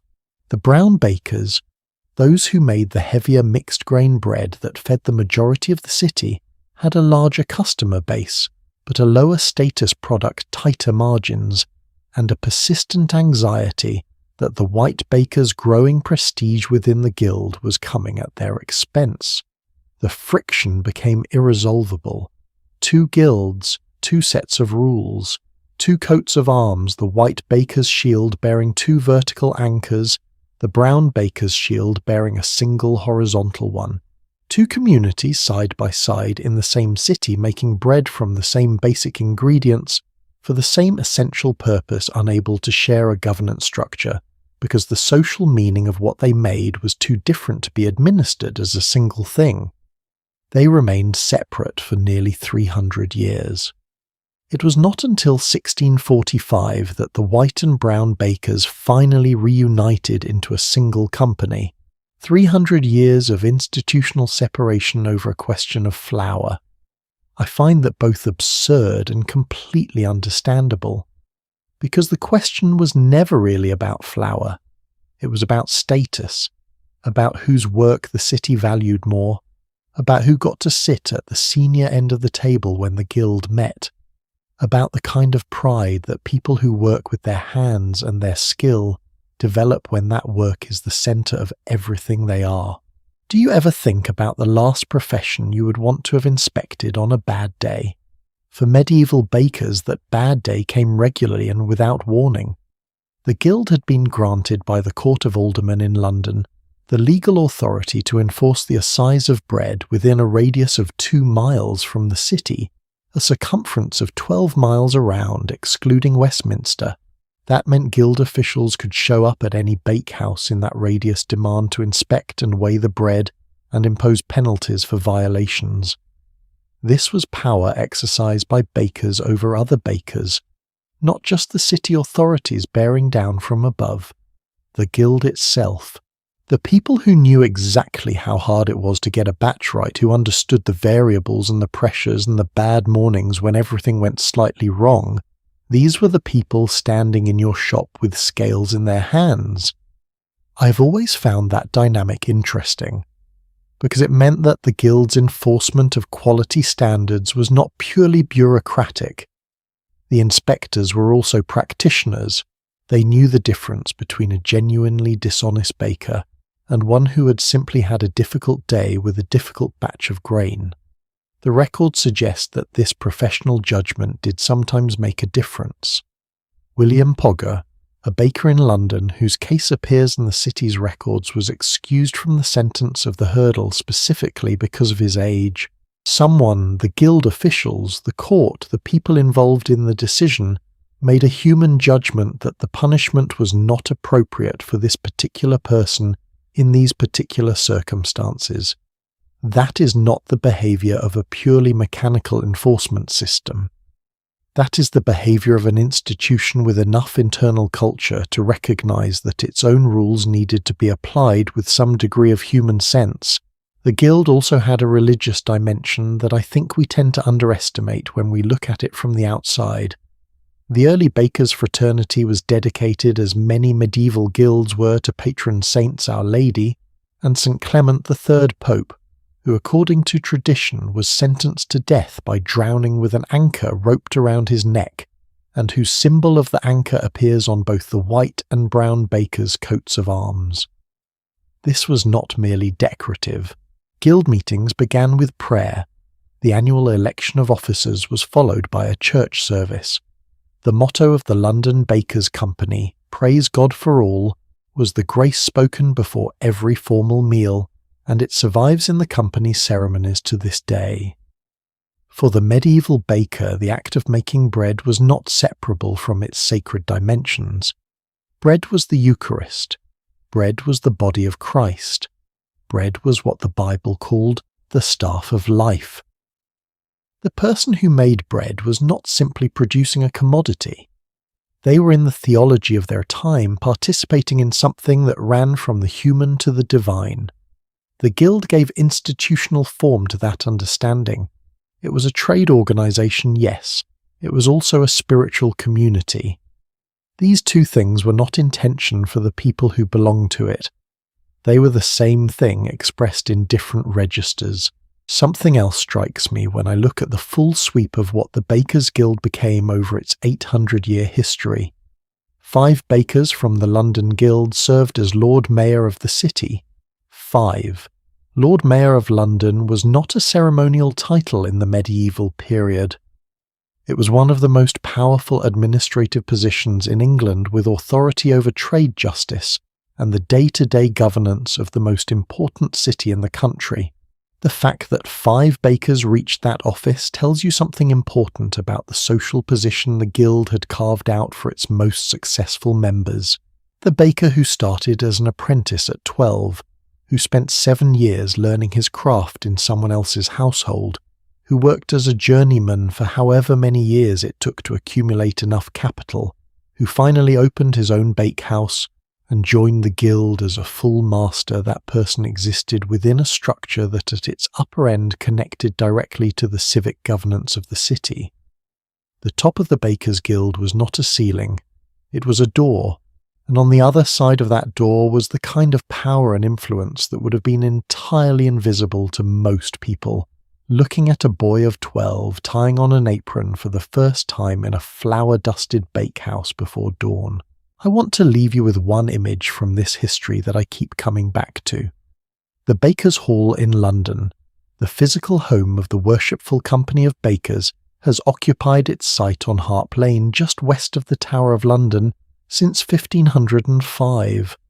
The hall has burned down 3 times. The first time was 1666 in the Great Fire of London that we talked about in Part 3, the fire that may have started in a baker's shop on Pudding Lane. The hall burned. The guild rebuilt. The second time it burned, the guild rebuilt again. The third time, the guild rebuilt a third time, and the Worshipful Company of Bakers is still there today on the same site it has occupied for more than 500 years. Its motto still spoken before formal meals, its archives still holding the records of the Bolingari, who paid a mark of gold to Henry II in 1155. The bread keeps getting made. The building keeps burning and rising. The guild keeps gathering. There is something about that continuity, that particular stubborn refusal to stop, that feels like more than institutional persistence. It feels like a statement about what human beings do when they find something worth organizing around. They organize, they rebuild, and they keep going. All of that guild infrastructure, all of that regulation and brotherhood and mutual protection existed within a larger economic world that the bakers could not fully control. Their raw material flour had to come from somewhere before it ever reached the bakehouse. And the person who stood between the grain field and the baker's oven was someone the medieval city watched with an extremely suspicious eye. Someone whose reputation across centuries of literature and complaint and court records was for cunning self-interest and a very particular kind of cleverness that operated just at the edge of what was legal. The partnership between the baker and the miller was one of the most economically essential and emotionally fraught relationships in medieval life. And the story of what went wrong in that partnership, regularly inventively and sometimes spectacularly, is exactly where we are headed next. Every loaf of bread that ever came out of a medieval oven started somewhere before the bakehouse. It started in a field, yes, but between the field and the oven there was a stone, a millstone to be precise, and standing beside that millstone, controlling access to the single most critical step in the entire chain from grain to bread, was a figure who has the unusual distinction of being one of the most consistently disliked people in medieval English society. Not a tax collector, not a lawyer, not even the sheriff. The miller. Let me paint you a picture of why the miller occupied such a peculiar place in the medieval world. Unlike the baker whose shop sat in the centre of town, visible to neighbours and guild officials and city inspectors, the mill stood apart. By the nature of its work needing a reliable stream of water or a hilltop with good wind, the mill was almost always located at the edge of things, at the edge of the village, at the edge of the estate, by a bridge over a river, or on a slight rise where the breeze caught. Somewhere slightly removed from the thick social life of the community, where everyone could see what you were doing and compare it to what you were supposed to be doing. This geographical isolation was not on its own enough to create the miller's reputation, but it was the foundation on which everything else rested. When you took your sack of grain to the mill, you handed it over to a man working alone in a building full of machinery that you did not fully understand, in a location that made it inconvenient for anyone else to watch the transaction. The grain went in, flour came out, and somewhere in that process you had to simply trust that the man at the millstone had taken only what he was entitled to take and no more. For many medieval peasants, that trust was not easy to extend. Here is the mechanism by which millers were paid, and once you understand it, the source of centuries of resentment becomes immediately clear. The miller's fee called the multure was not paid in coin, it was paid in kind. When you brought grain to be ground, the miller took a portion of that grain as payment for his services. How much? Under the 13th century Statute of Bakers, the official rates were tiered by social status. Chartered landholders paid 1/20th of their grain. Tenants paid 1/16th. Bondsmen and labourers, the people at the bottom of the social order, the people who could least afford to lose any, paid 1/12th. The law also required that the miller's toll dish and measuring scoop be accurate, sealed with the manorial mark to confirm they'd been tested against the standard measure. In theory, this system was fair. In practice, and I want to be careful here because millers did not universally deserve their reputation, it created conditions that were almost designed to breed suspicion. Consider you bring a sack of grain to the mill. The miller takes his toll. The grain disappears into the machine. The flour emerges. How exactly do you verify with any precision whether he took 1/20th or 1/16th or 1/10th? You cannot get inside the mechanism. You cannot watch the millstone work. You are in the most literal sense at the mercy of a person with specialized knowledge in an isolated location handling your food.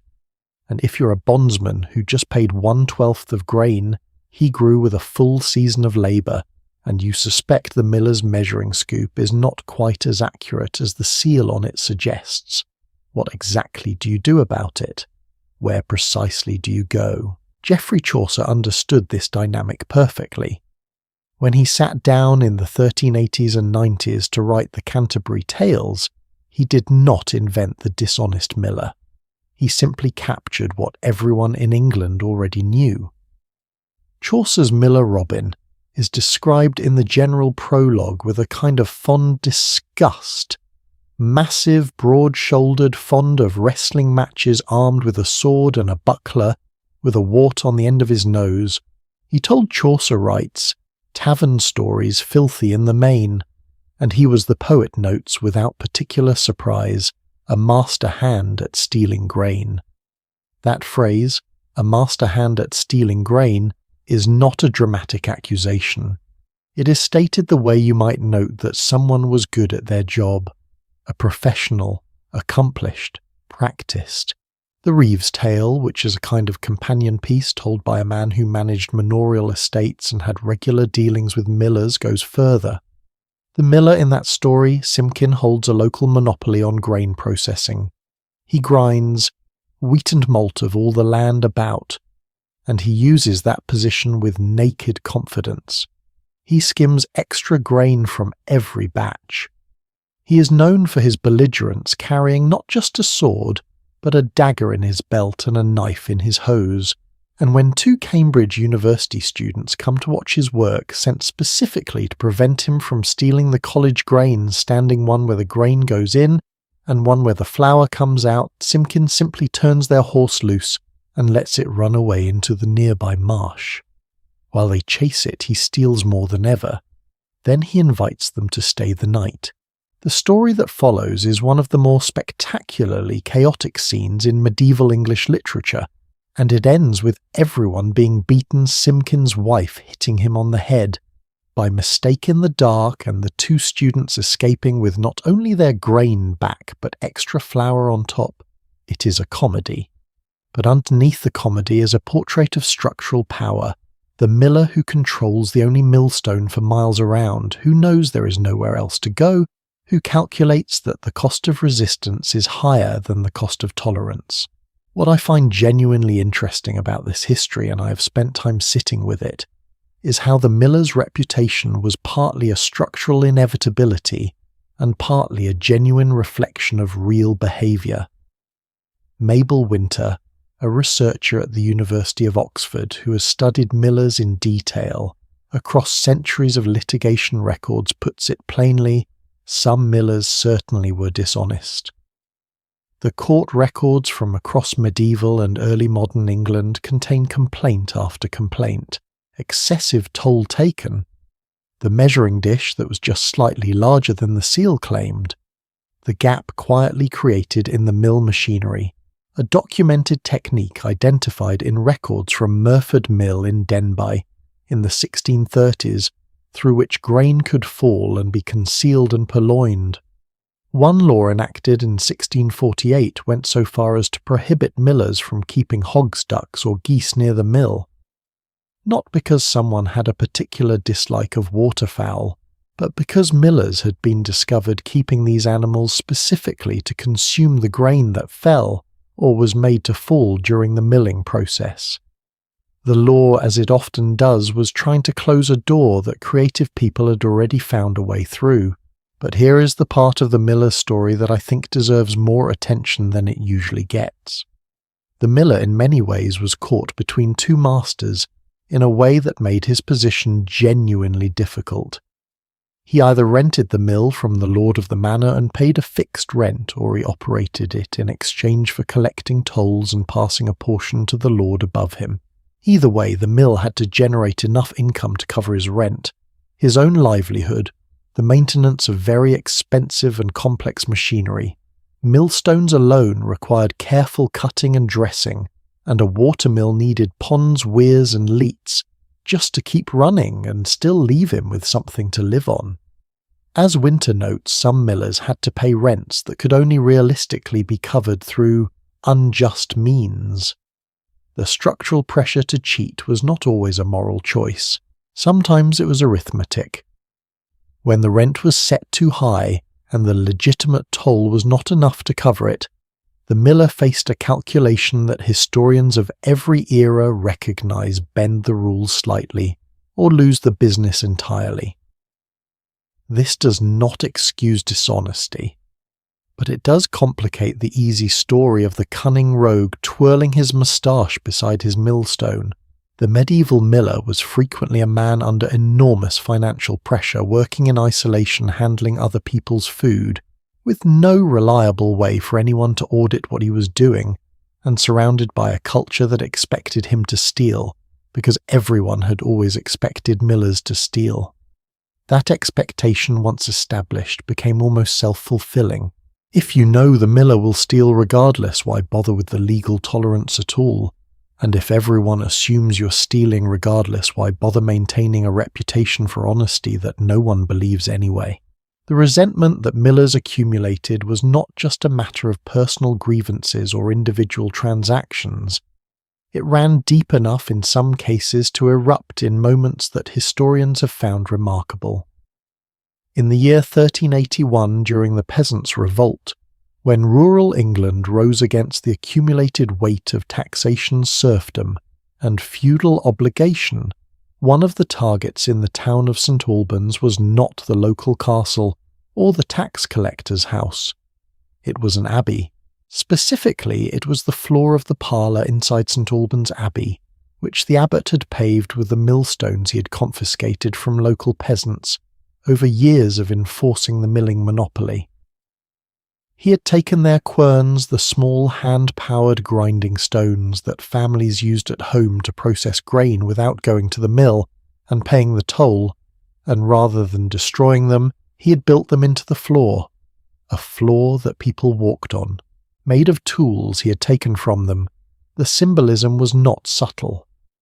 During the revolt, a group of men broke into that abbey. They dug up the millstones from the parlour floor, and they broke them into pieces, distributing the fragments, as the Chronicle records, a sign of their freedom. The millstone had been turned from a symbol of control into a symbol of liberation in the span of an afternoon. That is how much the milling monopoly meant to people. That is how deeply the relationship between grain flour and power ran in medieval England. Now let me bring this back to the baker, because the relationship between these two trades was not simply one of mutual suspicion. It was one of profound mutual dependence, and that dependence made everything more complicated. In a city like London, the professional baker did not deal with a local manor mill. He bought grain wholesale from merchants hired carters to haul sacks to the mill, and operated within a commercial chain that moved grain from the countryside into the city, through the millstone and into the bakehouse. The quality of the flour he received directly determined the quality of the bread he could produce.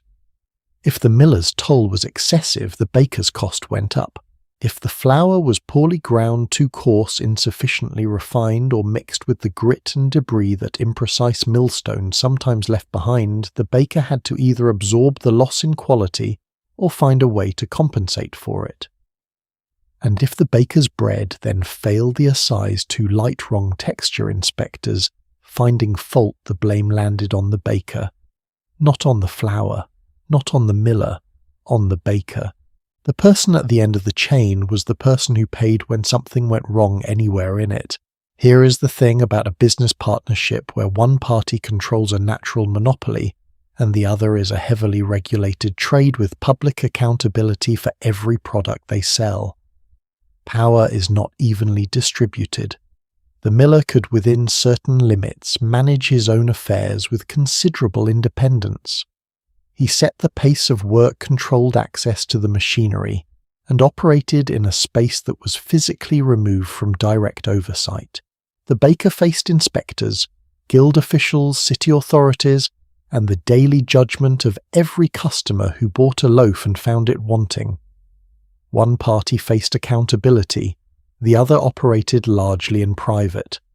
And when things went wrong, when a batch of bread was underweight, when the loaves were too dense or too pale or too small, the baker stood before the authorities with his product in his hands, and the miller stood beside his millstone unreachable. There is a line in an old English proverb that captures something of this asymmetry. An honest miller hath a golden thumb. It sounds like a compliment. It is not entirely.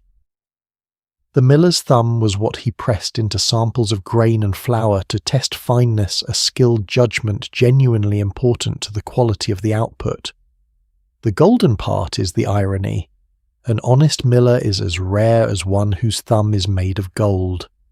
The proverb is 700 years old. Have you ever been in a situation where your work depended entirely on the quality of what someone else provided, but you were the one who had to answer when it was wrong?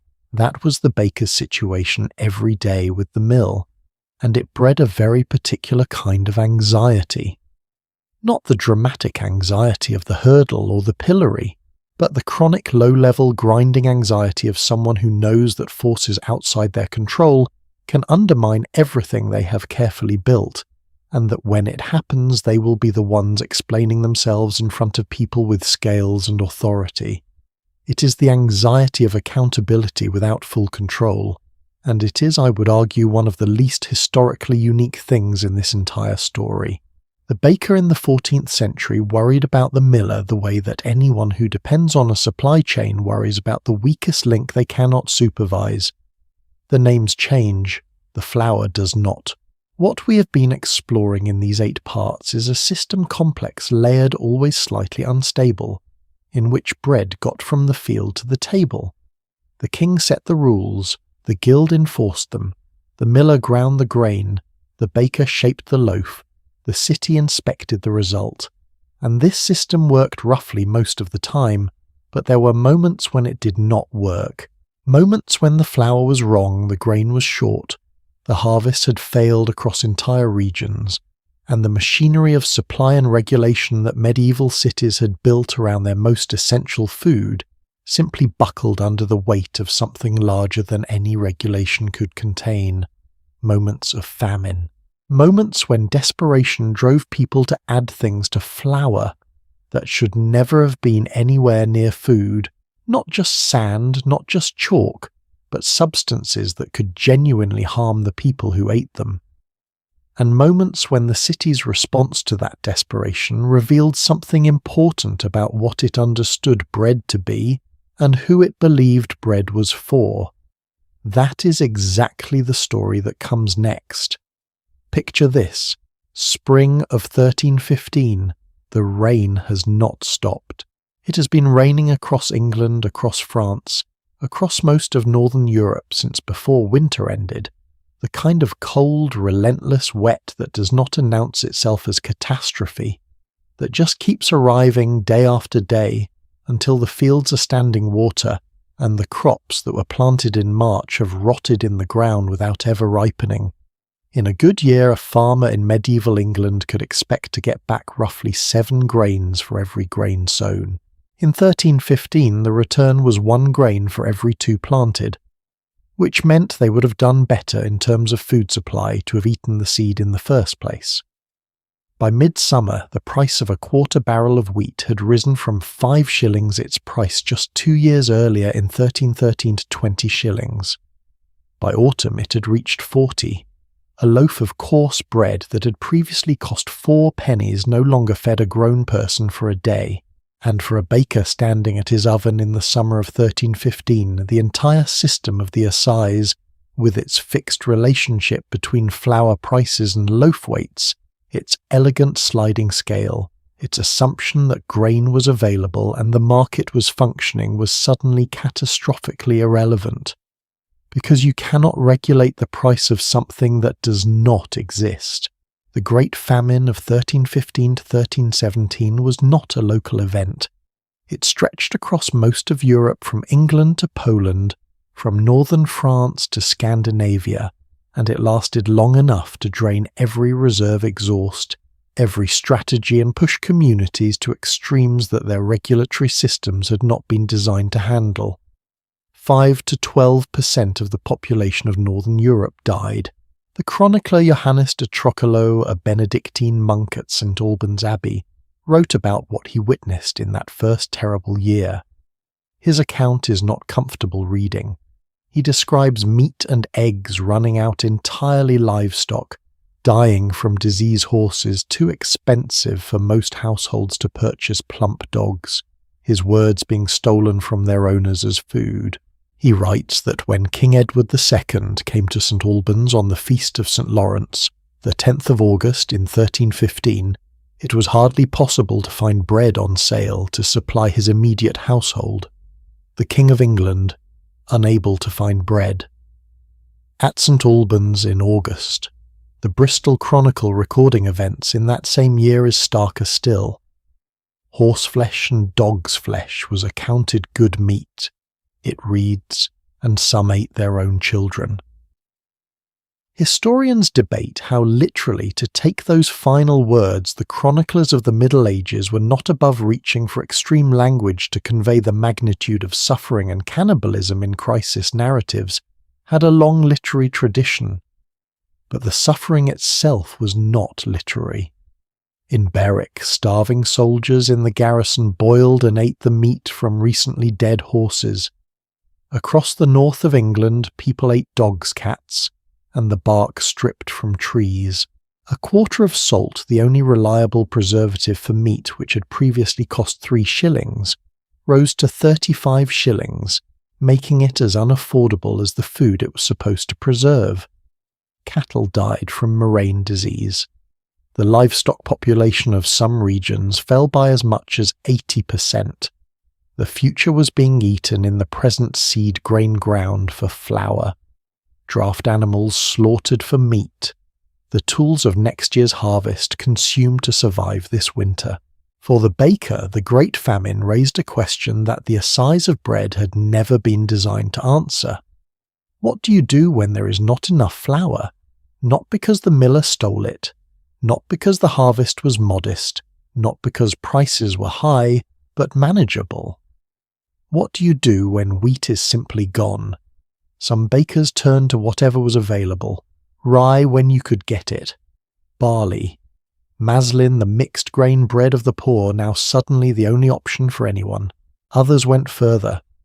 In the 14th century, records from London document bakers caught selling bread that had been mixed not just with coarse flour or alternative grains, but with chalk with dirt and in at least documented cases with iron bars inserted to push the weight up on the inspector's scale. The chalk and sand we mentioned in Part 6, the desperate adulterations driven by individual greed, now appeared in a different context.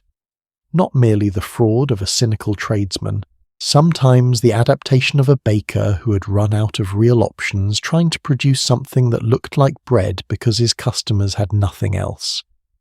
I am not making an apology for adulteration. The people who bought that bread were hungry. They needed what bread promised to be, and to sell them something that only resembled bread while depriving them of its nourishment was a form of betrayal regardless of what drove the person who made it.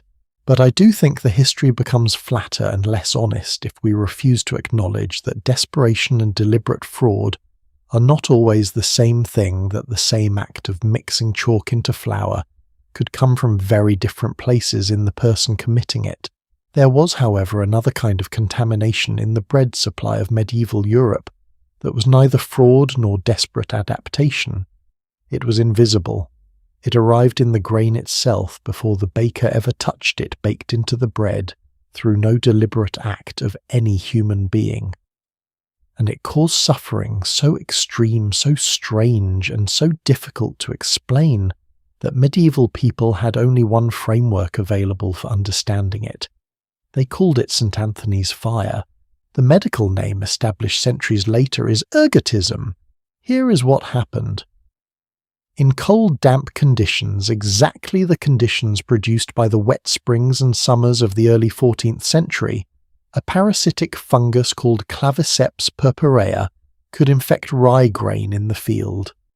The fungus grew inside the grain, replacing individual kernels with a dark, hard mass called a sclerotium, which looks to the untrained eye like a slightly darker or misshapen kernel. It mixed invisibly into the harvest. It went to the mill, it was ground into the flour, and then it was baked into bread. And the ergot fungus, impervious to heat, came out the other side of the oven entirely intact. When people ate it, the alkaloids in the fungus, including among other things the compound from which the drug LSD was eventually synthesized in the 20th century, entered the bloodstream and began to work. What they did to the body is documented in enough medieval records to be quite clear, even if those records describe the symptoms without understanding the cause. First, a burning sensation in the extremities, in the fingers and toes, in the hands and feet. Not a vague discomfort. A burning. The French historian François Eudes de Mézeray, describing an outbreak in southern France in the 10th century, wrote that the afflicted invoked the saints, while the cries of those in pain and the shedding of burned-up limbs alike excited pity. The stench of rotten flesh was unbearable, because what came after the burning was gangrene. The ergot alkaloids caused severe constriction of the blood vessels, cut the blood flow to the extremities entirely, and the fingers and toes, then the hands and feet, then sometimes the limbs themselves would blacken and die. The French called it ignis sacer, holy fire. The hospitals founded to treat it were called hôpitaux des démembrés, hospitals of the dismembered. Some of them displayed the amputated limbs of their patients at the entrance as offerings. If that sounds surreal to you, consider that the people experiencing these symptoms had absolutely no idea what was causing them. They were eating their bread, the same bread they had eaten their whole lives, and then they were on fire. Some ergot strains caused not gangrene but convulsions, violent, uncontrollable muscle spasms, hallucinations, seizures. Sufferers who experienced this form of ergotism were described in the records as appearing possessed. Historically, some researchers have suggested that outbreaks of the so-called dancing plague, in which entire groups of people in medieval Germany and France would dance uncontrollably for days or weeks, may have had ergotism as a contributing factor, though this remains debated among historians. What is not debated is the scale of suffering. In 944, a single outbreak in France caused an estimated 20,000 to 40,000 deaths. In 1315, with the wet conditions that promoted fungal growth, coinciding with the collapse of the food supply that had already begun, the risk was everywhere. The disease particularly affected the poor, those who ate the most rye bread, and ate it without alternatives.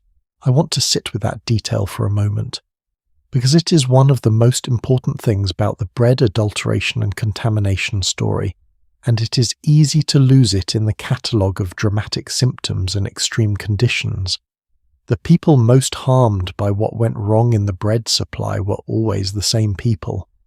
Not the wealthy who had access to diverse food sources, whose white wheat bread was less susceptible to ergot, who could adjust their diet when something seemed wrong. Not the merchants, the guild masters, the lord's household. The poor. The people who ate rye because wheat was too expensive. The people who could not afford to refuse a loaf that seemed slightly off because there was no other loaf. The people who had no margin for error and who therefore bore the full weight of every failure in the system, the bad harvest, the contaminated grain, the baker who stretched his flour with chalk, the miller who took more than his share. The assize of bread has been created, as historian James Davis has argued, genuinely designed to protect the poor, to ensure that even the most vulnerable people in a medieval city could access bread at a predictable price. When the system worked, it offered real protection. When the system buckled in famine, in epidemic contamination, in the cascade of failures that the Great Famine of 1315 produced, it was the poor who had nothing left to fall back on. The wealthy simply moved to the next shelf. Something changed in England after the Great Famine and its aftermath. But before we get to that, I want to offer you one more image from this period, one that I find almost unbearably poignant. The Brothers Grimm published their famous collection of fairy tales in 1812, but the stories in that collection were not their invention. They were transcriptions of stories that had been passed down through generations of oral tradition stories, whose original form stretched back much further than the early 19th century. One of those stories is Hansel and Gretel, a story about two children abandoned in a forest by parents who cannot feed them, who stumble upon a house made of bread, who encounter an old woman who seems to offer food but actually intends to consume them. Some historians of the Great Famine have pointed to this tale, and others like it as a kind of cultural echo of 1315. The parents abandoning children because there was no food to give them, documented in the chronicles of the famine. The obsessive, irrational quality of the hunger at the centre of the story, consistent with what people experienced when the bread supply collapsed entirely. The house made of food as the ultimate fantasy of a starving population, the kind of image that gets embedded in a culture's stories precisely because it expresses something real about what that culture feared and longed for. I do not want to overstate this. The origins of folk tales are complex, and the Great Famine is not the only possible source, but there is something worth pausing over in the idea that the trauma of 1315, the rain, the failed harvests, the parents who could not feed their children may have found its way into one of the most widely told children's stories in European history. The bread at the centre of Hansel and Gretel is not incidental, it is the point. What the famine exposed was the limits of what regulation could do in isolation. I want to pause here and ask you something I've been turning over while researching this part of the story. When you see a price spike that makes bread unaffordable to the poorest people in a society, what do you expect the government to do? In 1315, the government of Edward II tried price controls. Parliament fixed the price of wheat, sheep, cattle, chickens and eggs. 12 shillings for a live fat cow, 2 dozen hen's eggs for a penny if you could find them. It made almost no difference. There was no food to buy at any price. And the price controls had an unintended consequence. They removed the financial incentive to bring food into areas that needed it most, because why haul grain across the country at great expense if you were then legally prevented from charging what the market would bear? The market collapsed into the regulation, and the regulation collapsed alongside the market. This is not a lesson unique to the 14th century. It is one of the oldest problems in the relationship between crisis governance and food, and medieval England encountered it without the vocabulary to describe the trade-offs. King Edward eventually abandoned the price controls, prices soared, and paradoxically some grain began to move again. The famine ended not because of any policy. It ended because the weather changed in the summer of 1317. But Europe did not fully recover until 1322. 7 years. 7 years of depleted seed stocks, broken livestock herds, populations weakened by malnutrition, communities still rebuilding. And through all of it, the bakers of medieval England kept going, because the town was waiting, because the oven was lit, because bread was what people needed and someone had to make it. We have spent 9 parts of this journey tracking bread from the field to the oven to the table, through all the human systems built around its production and distribution. We have met the bakers who rose at 2 in the morning, the guild officials who came with scales, the millers who worked alone by the sound of flowing water, the fraudsters and the desperate, the inspectors and the inspected. And throughout all of it, there has been one presence in this story that I have not yet fully examined. Someone who made bread in medieval England, who understood ovens and dough and the weight of a loaf, who navigated the same guild rules and the same assize and the same morning darkness before the fire was lit, but whose name appears in the records far less frequently, whose work is harder to trace, who has been standing just at the edge of this story since the very beginning, waiting for the light to fall on her. The women bakers of the Middle Ages. That is exactly where we go next. There is a surname you almost certainly know, Baxter. You might have a Baxter in your family somewhere or in your neighbourhood, or you've met one at work. It is one of those English surnames that feels solid and unremarkable, like Cooper or Fletcher or Thatcher. But here is the thing almost no one realises when they hear it. Baxter was not originally a neutral term for a person who baked. It was the feminine form. In Old English, the word for a female baker was bekestra. Over centuries of linguistic drift that became Baxter, then Baxter, and the reason a specific feminine form existed in the first place is that baking in the early Middle Ages was so thoroughly associated with women that the language itself had encoded their presence into the name of the occupation. When you meet someone called Baxter today, male or female, you're, without knowing it, carrying a piece of evidence about who actually did this work for hundreds of years before history decided to look elsewhere. That detail has stayed with me since I first came across it, because it is exactly the kind of trace that women's history leaves behind when it has been erased from the official record, not in the archives, not in the guild rolls, not in the court documents where the named and the powerful tend to appear, but in the language, in the word itself.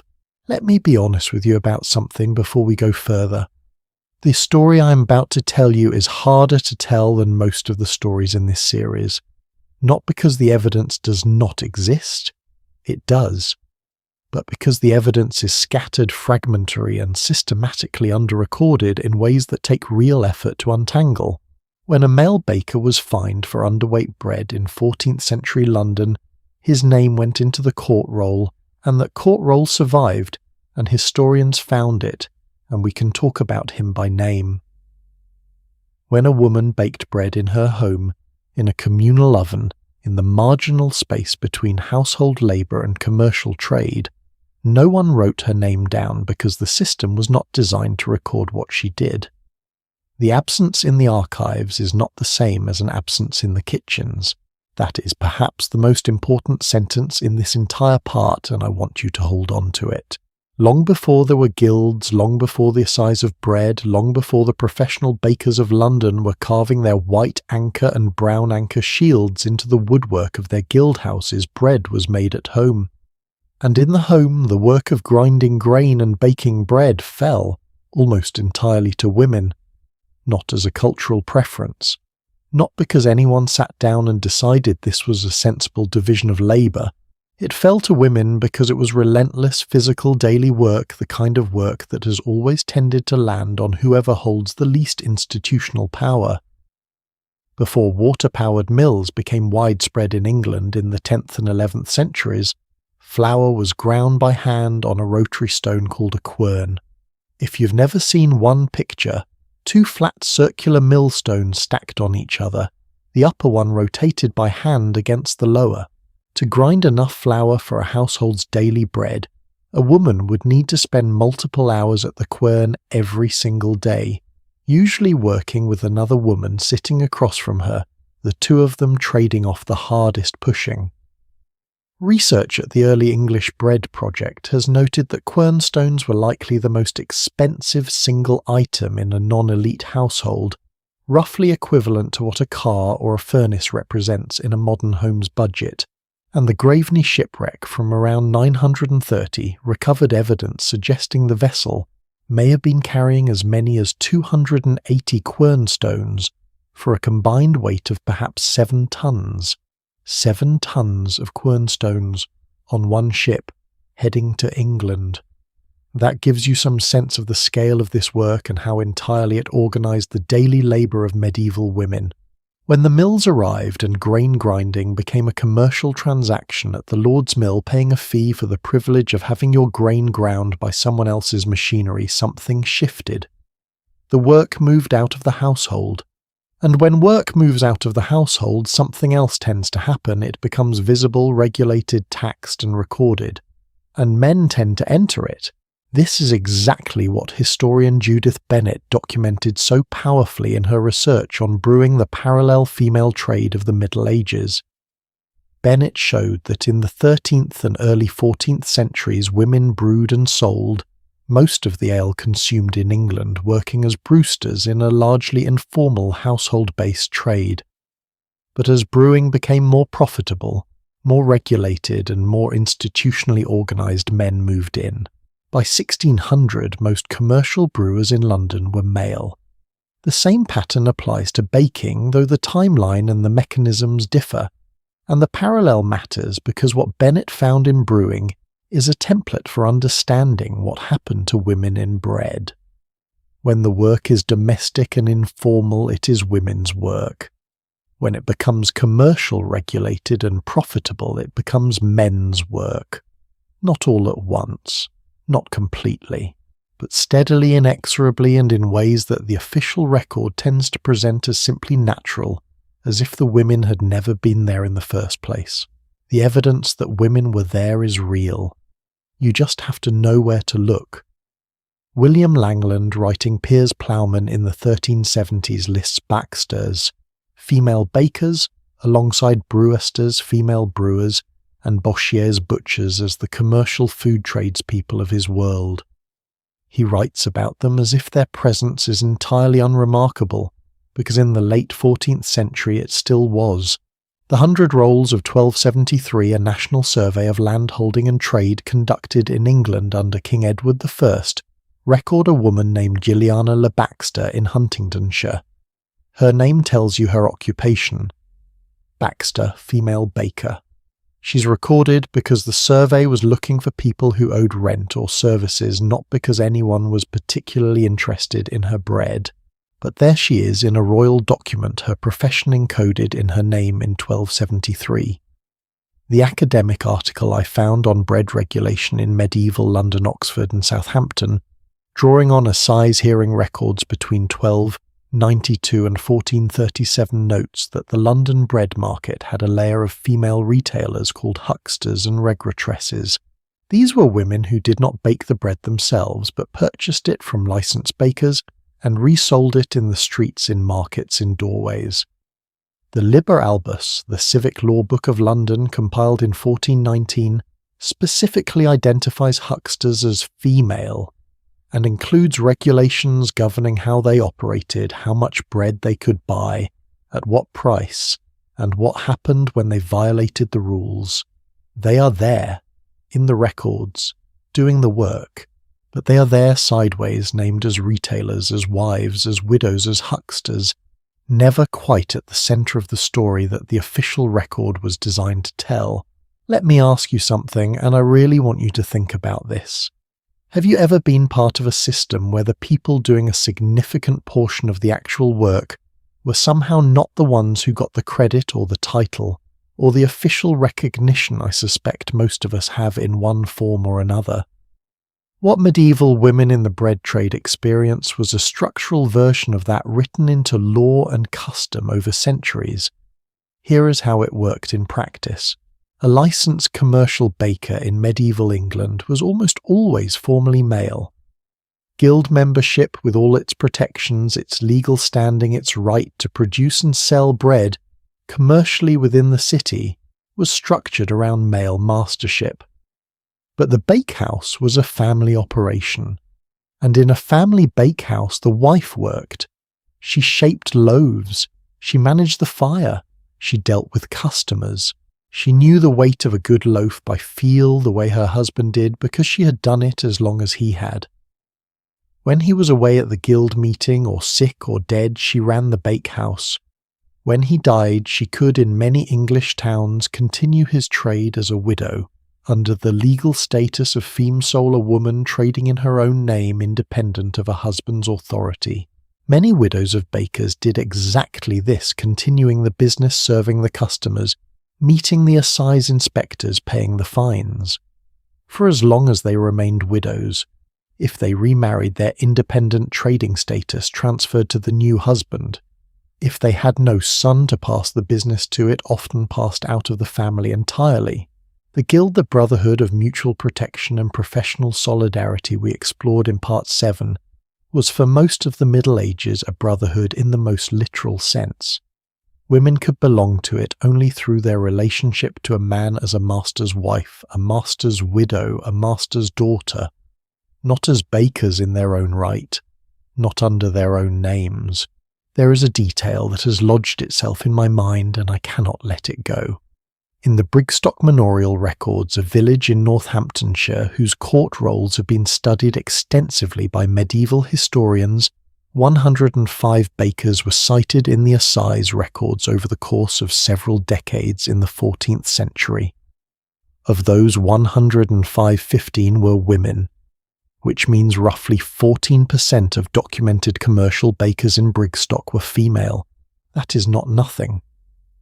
In a system where women had no formal path to mastership, no independent guild membership, and no official standing as commercial producers, 14% of the people actually being cited, fined and regulated under the assize were women.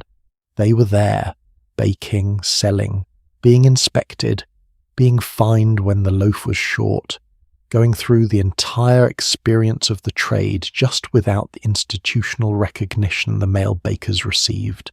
I find that quietly devastating, not in a melodramatic way, but in the way that the reality of a thing can be devastating when you look at it clearly, when you see the gap between what was happening and what the official story said was happening.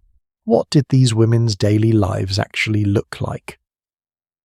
The bakehouse records give us some glimpses. We know that in some London bakehouses, female workers were described as bringing kneaded and shaped dough to the oven, meaning the physical labour of bread shaping was sometimes performed by women who did not own the oven or hold the licence. We know that the communal oven, The village oven that ordinary households brought their unbaked dough to paying a small fee for the use of the fire was frequently operated by a woman because it was domestic-scale commerce, the kind of income-generating activity that was considered appropriate for women within the household economy. We know from accounts and household records that the wives of prominent bakers managed their husbands' accounts, negotiated with grain suppliers, and supervised workers' functions that would be called management in any modern context, but that the records of the time recorded simply as the work of a baker's wife. Invisible not because it is not happening, but because the categories the record keepers used had no box to put it in. The deepest erasure, I think, is not the one that happened during the Middle Ages, it is the one that happened afterward. When historians began writing the history of medieval baking, they wrote the history that the guild records gave them, the history of male masters, male apprentices, male guild officers, male fraudsters being dragged through the streets on hurdles. And that history is real. Those men existed, and their stories matter. But because the guild records were the primary source, and because the guild was a male institution, the history that got written for a very long time was a male history of a trade that women had shaped, sustained, and in many ways created. The word Baxter sat there in the language the whole time, quietly marking what the archives had forgotten. It was not until the late 20th century, with the work of historians like Judith Bennett, Barbara Hannawalt, and others, working specifically in the history of medieval women, that the fuller picture began to emerge. Bennett's research showed that what happened in brewing, the gradual displacement of women from a trade they had originally dominated, was not a unique or accidental event but a pattern. A repeating pattern across multiple trades across multiple centuries, driven by the same forces: professionalization, guild formation, commercial growth, and the systematic preference for male labor as trades became more profitable and more institutionally organized. The women bakers of medieval England did not leave us their names in many places, but they left us the bread, and they left us something else which I think matters even more. They left us the knowledge that the history of bread, this staple that fed every person in every part of English society from the king's household to the poorest cottage, was held in women's hands for far longer than the official record suggests. In the hands that ground grain at the quern, in the hands that shaped dough before dawn, in the hands that slid loaves into the oven and knew by the sound and the smell of the baking exactly when they were ready. Do you know anyone who bakes bread today? Someone who treats it not as a chore but as something almost meditative, the way the dough responds to your hands, the way the house smelled when the oven is running? I would argue that this is a very old knowledge, not invented by the guild masters, not codified in the assize, carried by women, passed between women, embedded in a tradition so old that the English language had to create a separate word just to name the people who did it. Baxters, women bakers, they were always there. The story of bread in medieval England has one more dimension that we have not yet fully entered, one that connects everything we have explored to the deepest layer of meaning that bread carried in this world. Not its economic meaning, not its social meaning, its sacred meaning. Because in a Christian society where the Eucharist stood at the center of religious life, bread was not just food. It was the body of God, and the politics of who made that bread, what it was made of, and what it meant, that story is both stranger and more profound than almost anything else in this entire series. That is exactly where we go next. Imagine that a single piece of food could split an entire civilization in two. Not a weapon, not a law, not a treaty or a military defeat. A piece of bread. Flat round, no bigger than your palm, made of nothing but wheat and water. And yet in the year 1054 that piece of bread was one of the triggers that tore the Christian world apart at the seams. A fracture that nearly 1,000 years later has still never fully healed. This is the story of bread and God. of a thin wafer that became the most theologically contested object in the medieval world, of how the choice between leavened and unleavened, a question about yeast of all things, became a question about authority orthodoxy and who had the right to define the sacred. If you are new here, welcome, and if you have been watching this whole series, you have travelled with me from grain fields to guild halls, from famine courts to the invisible women who baked in silence. Now we arrive at the deepest layer of bread's meaning in the Middle Ages. Not food, not law, God. The doctrine at the centre of medieval Christian life was called transubstantiation. The word comes from the Latin transubstantiare, to change in substance. The claim it made was radical and specific when a properly ordained priest spoke the words of consecration over a piece of bread at the altar. This is my body. The bread did not merely symbolize Christ. It did not represent him. It became him, physically actually in its very substance. The bread on the altar was the body of God. This belief was not invented in one moment. It had been building through centuries of theological argument and mystical devotion, but it received its most decisive official stamp at the Fourth Lateran Council of 1215, one of the largest gatherings in medieval church history, convened by Pope Innocent III, with 71 patriarchs, 412 bishops and 900 abbots present. The council's declaration was unambiguous. In the Eucharist, the bread and wine are by God's power transubstantiated into his body and blood, not transformed into a symbol, transubstantiated. And from that moment onward, the bread on the altar became the most protected, regulated, and politically charged object in medieval Christendom. The immediate practical consequence of this declaration was a shift in how the Church ordered its entire relationship with bread. The host, the communion wafer, had to be made only from wheat and water, nothing else. No other grain, no flavouring, no addition of any kind.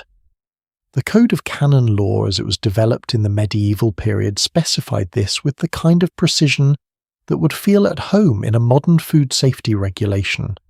The wafer had to be unleavened, flat, dry, pressed thin. It had to be fresh, not stored so long that it might begin to spoil, because as the Church's theologians reasoned, the body of God could not be allowed to decay on a shelf. And it had to be made by the right people, in the right spirit. In the Eastern Church, the tradition was that the bread for the liturgy was to be baked by consecrated virgins, devout women of the community, accompanying the baking with prayer and fasting, approaching the work as a sacred act rather than a domestic one. In the Western Church, the official position was that priests and clerics should make it. In practice, across medieval Europe, it was often nuns, enclosed religious communities, women's convents that operated with little external contact, became one of the principal suppliers of communion wafers to local parishes. Baking the hosts was both an act of religious devotion and a source of income that allowed the community to sustain itself. So the most sacred bread in the Christian world, the bread that was believed to literally become the body of Christ at the altar, was made in thousands of parishes across England and France and Germany and beyond by women's hands, quietly, without official title, without appearing in the guild rolls, just as the women bakers of the commercial world shape the daily bread of ordinary life. The women of the cloister shaped the bread of the sacred. The parallel is precise, and history has treated them with the same invisibility. Now here is where the theology becomes a political crisis and then a civilizational rupture. The question that divided East and West was not whether the bread became Christ. Both traditions agreed on that. The question was what kind of bread. In Rome, the Western Church had been using unleavened bread for centuries, a flat, dry wafer without yeast. In Constantinople, the Eastern Church insisted on leavened bread, sourdough risen, containing the warm living activity of fermentation. These were not merely different baking preferences. Each side had a theology built behind its choice. For the Western Church, unleavened bread was purer. The Latin word for it was azyme bread without yeast. The argument was that Christ had instituted the Eucharist at the Passover feast where Jewish law required unleavened bread. Fermentation in the Western theological imagination introduced something impure and corrupting. The clean, uncontaminated wafer was more fitting for the body of God. The Eastern Church saw it entirely differently. For the Byzantines, leavened bread was the right choice precisely because it was alive. The yeast in sourdough, the risen, active, breathing quality of a well-made loaf, was to them a symbol of the resurrection itself. Unleavened bread, they argued, was dead. It was the bread of the Jewish Passover, and to use it in the Christian Eucharist was to slide backward to Judaize, they said, rather than to inhabit the full transformation of Christian faith. Neither side could back down because for each of them, the bread was not merely a symbol of a theological position. It was the theological position. In 1054, this argument contributed to the event historians call the Great Schism, the formal split between the Roman Catholic Church of the West and the Eastern Orthodox Church of Constantinople. Patriarch Michael Cerularius of Constantinople took the extraordinary step of declaring that the consecrated wafer used in the Latin Mass was not valid, that the Western Church was in effect not celebrating a genuine Eucharist at all. He then closed every Latin Rite church in Constantinople. At one of those churches, the consecrated hosts were reportedly removed from the tabernacle and treated as desecrated objects. Rome responded by dispatching a papal legation, which marched into the Hagia Sophia during a service and placed a bull of excommunication directly on the altar. Constantinople excommunicated them back.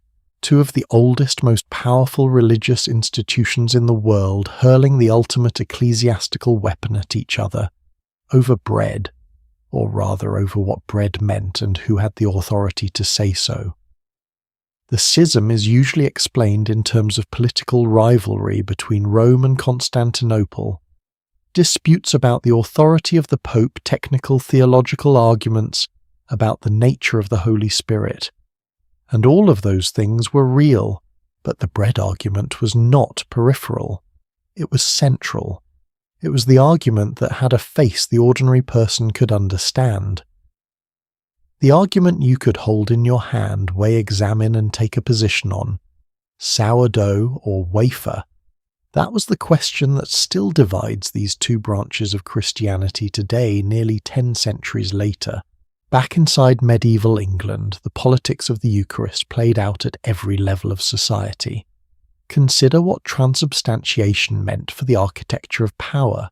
If the bread on the altar was literally the body of Christ, and if only a properly ordained priest could effect that transformation, then the priest held something no king, no lord, no emperor could claim: the power to produce God. The ability to perform the Mass was not simply a professional skill. It was within the logic of medieval theology the most consequential act a human being could perform on earth, and the power to deny it was equally enormous. Excommunication, the Church's most severe punishment, meant being cut off from the Eucharist. For a medieval Christian who believed that the host was the literal body of Christ, and that receiving it was necessary for salvation, excommunication was not merely social humiliation. It was in their understanding a sentence of spiritual death. Popes used this weapon against kings. Bishops used it against recalcitrant lords. Priests used the withholding of the sacrament as a tool of a local social discipline. All of it backed by the theology of bread. The most serious challenge to this system came from inside England itself. John Wycliffe was an Oxford philosopher and theologian, writing in the 1370s and 1380s, a man of extraordinary intellectual power, and it turned out extraordinary danger to the established order. Wycliffe looked at the doctrine of transubstantiation and did something no one was supposed to do. He questioned it. Not the real presence of Christ. Wycliffe still believed Christ was present in the Eucharist. but he argued that the physical substance of the bread and wine remained what they were after consecration, that Christ was spiritually present, mystically present, truly present, but that the doctrine of transubstantiation as formulated by scholastic philosophers was wrong. The bread remained bread. This sounds to a modern ear like a fine-grained theological dispute, but his contemporaries understood immediately what was at stake. If the bread was still bread if no transubstantiation occurred, then the priest at the altar was not producing God. He was producing bread. And if that was true, the entire structure of priestly power built on the Eucharist collapsed. Every bishop who could excommunicate you, every pope who could threaten kings, their power rested ultimately on the claim that only they could transform bread into God. Take away that claim, and the hierarchy loses its most fundamental justification. Wycliffe's views were declared heresy at the Blackfriars Council in 1382. His followers, known as the Lollards, were persecuted for more than a century. In 1401, England passed its first statute authorizing the burning of heretics. The first man burned under that law in 1401 was a priest named William Sawtry, who had preached that bread remains in the same nature as before after consecration. He was killed for saying that bread was bread. There is a detail I want to share that I think carries its own strange poetry. In medieval parish life across England and France, there was a practice called pain bennet in French blessed bread. This was not the consecrated host. It was ordinary bread, the kind brought from home, from the baker's shop, from the household oven, that was offered at the offertory of the Mass, placed alongside the consecrated wafers, blessed by the priest, and then distributed to the congregation after the service. Parishioners brought it in turn. They competed in some communities to offer the finest and most generous loaf, a kind of devotional one-upmanship around who could bake the best bread for the blessing. The Catholic Encyclopedia notes that in some French communities this competition became so expensive for poorer households that the bishops eventually had to prohibit it. This bread was not God. It was not the Eucharist, but it was blessed. It was carried home. It was given to children and elderly neighbours and people who were sick. The Church's prayer for it was that those who eat of it may receive health of soul and body. Ordinary bread from the neighbourhood baker, from the widow's oven, from the woman who rose before dawn and shaped the loaves by firelight, lifted into the sacred. Not transubstantiated, that word was reserved for the altar, but sanctified, made part of something larger than hunger and commerce and the daily grind of survival. What do I find most profound about all of this? It is this the same object, wheat baked with water, carried simultaneously every register of human meaning. On one end of the spectrum it was the fodder for the desperate, the coarse bread of the poor, the horse bread of the starving, the contaminated bread of the famine year that might contain bacteria or fungal toxins that could destroy a body. On the other end, it was the object around which the most powerful religious institution in the Western world organized its entire claim to authority. The thing priests were ordained to transform, the thing popes used to discipline kings, the thing that split a civilization in 1054 and is still dividing it, and between those two ends it was everything in between. The social currency of the hierarchy, the currency of the street market, the evidence in the fraud trial, the charity at the monastery gate, the gift carried home from Sunday Mass to give to a sick neighbour. All of that was bread. The same grain, the same fire, the same hands. And yet there is one more question this series has been building toward, one we have not yet asked directly. What did the medieval bakers themselves leave behind?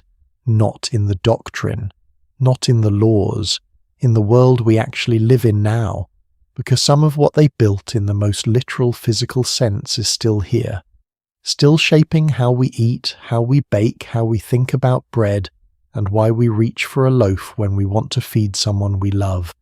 That is the final chapter, and it is closer to our own lives than you might expect.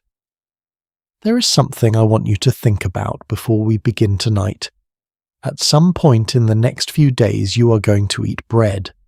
Maybe at breakfast, maybe wrapped around a sandwich at lunch, maybe torn from a loaf at dinner without really thinking about it. And when you do, I want you to remember this. The bread you reach for the gesture of reaching for it, the expectation that it will be there warm and soft and ordinary, all of that is the direct inheritance of people who have been dead for 700 years. People whose names we mostly do not know. People who rose in the dark, fed a fire-shaped dough with their hands and kept a civilization fed one loaf at a time. This is their last chapter. And I think of all the things we've learned together across this series, what this part asks us to feel is the most important of all. When a civilization ends, we tend to notice what disappears. The languages that go silent, the buildings that fall, the laws that are repealed, the customs that fade. What we notice less often, and what I find far more moving, is what stays. The medieval bakers of England left behind something extraordinary in its ordinariness. They left behind their names. Right now, across the English-speaking world, approximately 786,000 people carry the surname Baker. In England alone, it ranks among the 40th most common surnames, a fact recorded in modern genealogical surveys. The United States has more than 500,000 people with that name. They live in every state in cities that did not exist when the first Ella Baker was recorded in the Norfolk Pipe Rolls of 1177. In Scotland and parts of northern England, the equivalent surname is Baxter, that feminine form of Bacestre we talked about in Part 10, the word that encoded women's work into the language itself. Today, there are tens of thousands of Baxters spread across the world. Germany gave us Becker. The Netherlands gave us Bakker. France gave us boulanger, from the word for the man who shaped the dough into round balls, the boule before it went into the oven. Italy gave us fornaio. Every one of those names is a living memorial. Every person who carries one is, without necessarily knowing it, walking around with a medieval baker's identity pressed into their surname like a thumbprint into dough. They left behind their streets. The medieval practice of organizing trades onto specific roads, a practice we explored early in this series, wrote itself into the maps of every English city and many beyond. Bread Street in London exists today. It runs through the financial district near where the bakers once traded every morning before dawn. You can walk its length in 4 minutes. You would pass office buildings and coffee shops and not think twice about the name. The bakers who gave it that name have been gone for 6 centuries. Baker Street is the most famous baker-related address in the English-speaking world. Though it carries a twist of historical irony, it was named not after the medieval trade, but after a 17th century property developer named William Baker, who leased the land for building. The baker in that case was a man. The baking was in the name only, and yet the name stuck.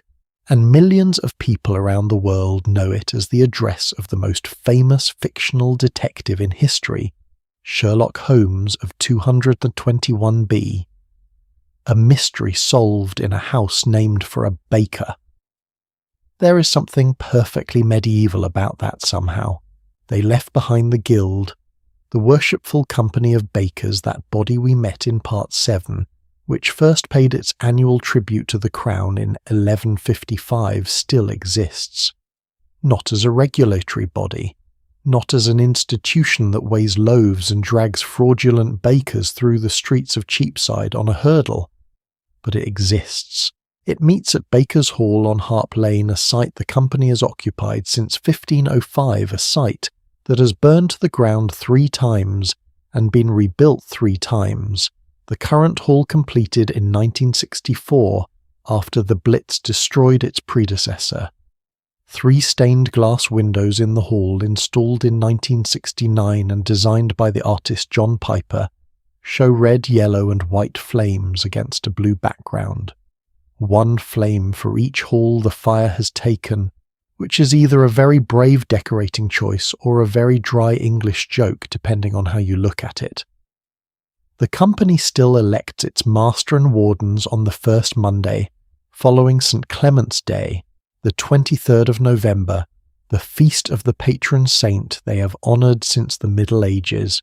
They still speak at formal meals their ancient motto, "Praise God for all," a motto first spoken by men and women who baked bread by firelight, who were fined a shilling for underweight loaves who carried the weight of their entire community's survival on their floury hands, still spoken 870 years later.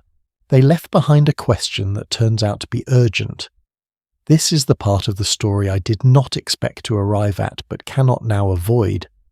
In 1961, a team of researchers at the British Baking Industries Research Association in a village called Chorleywood in Hertfordshire developed a new method of making bread.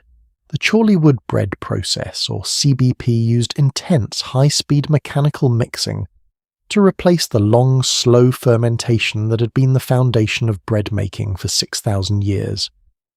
Where traditional baking allowed dough to ferment overnight, the Chorleywood method compressed the entire process to 3.5 hours. Where a medieval baker maintained a sourdough culture of living yeast organisms and tended it like something precious, the industrial factory feeds chemical improvers, extra yeast, oxidizing agents and hard fats into a high-speed mixer for 5 minutes. The result is cheaper. It is softer. It has a longer shelf life. By 2009, 80% of bread made in the United Kingdom was produced this way. The medieval baker's apprentice spent 7 years learning to read the heat of an oven with his bare hand. The Chorleywood factory worker monitors automated machinery on a screen. Neither of those facts is a simple good or bad. Cheap bread fed millions of people who could not afford artisan loaves. The softness of industrial bread has been genuinely appreciated by genuinely hungry people. These are not trivial benefits, but there is a growing body of evidence compiled by nutritionists, gastroenterologists, and food scientists suggesting that the long fermentation process the medieval bakers practiced was not merely traditional, it was functional. The wild yeast cultures and bacteria that develop during slow fermentation break down phytates in the wheat substances that inhibit mineral absorption, making nutrients more bioavailable. Research published in journals studying digestive health has found that bread fermented slowly using sourdough cultures may produce fewer symptoms of irritable bowel syndrome than bread made using the Chorleywood process. The medieval baker, who could not have named a single one of those bacteria who'd never heard of phytates or nutrient bioavailability, was maintaining a biological system in his sourdough starter that modern science is only now fully documenting. He kept it alive every day for decades. Some starters were passed from master to apprentice over generations. The living culture in the bowl in the dark of the medieval bakehouse was in a very real sense a technology, and we spent the second half of the 20th century replacing it with a high-speed mixer and a packet of ascorbic acid. Which brings me to the part of this story that gives me personally the most hope. Because the medieval baker's tradition did not die. It retreated. It became a specialty. It survived in France, where the baguette's legal protected status kept long fermentation alive. It survived in Germany, where rye sourdoughs are woven into regional identity with a fierceness that borders on the theological.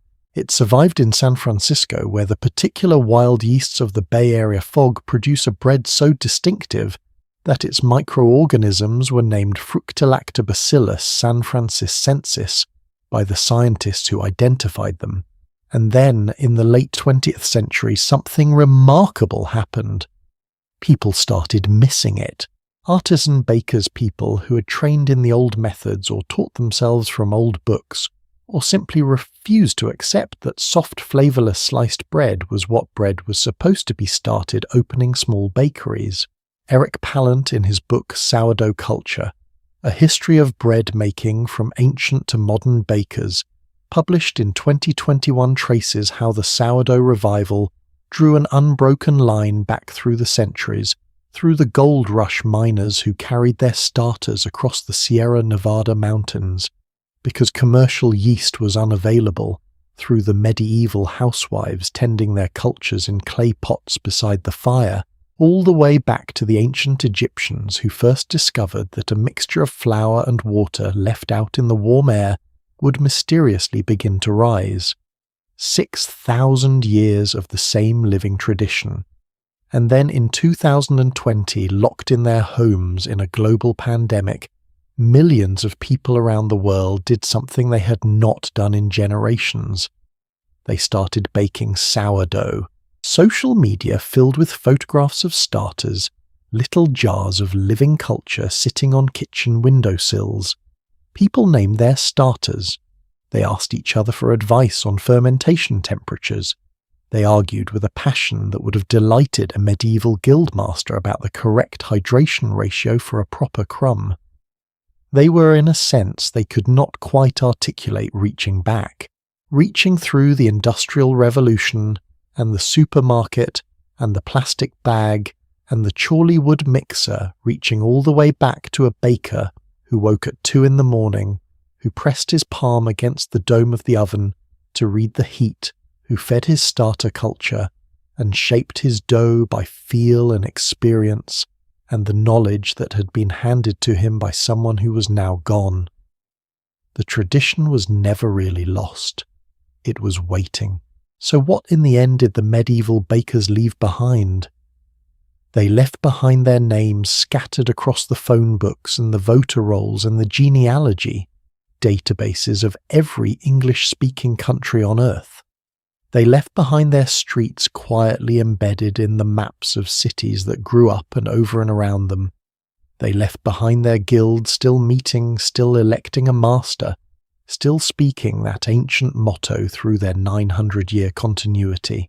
They left behind a technology in a jar, a living culture of wild organisms that ferments flour into something more nutritious, more complex and more deeply satisfying than anything a machine can replicate in 5 minutes. And they left behind something harder to name, but I think more important than any of it.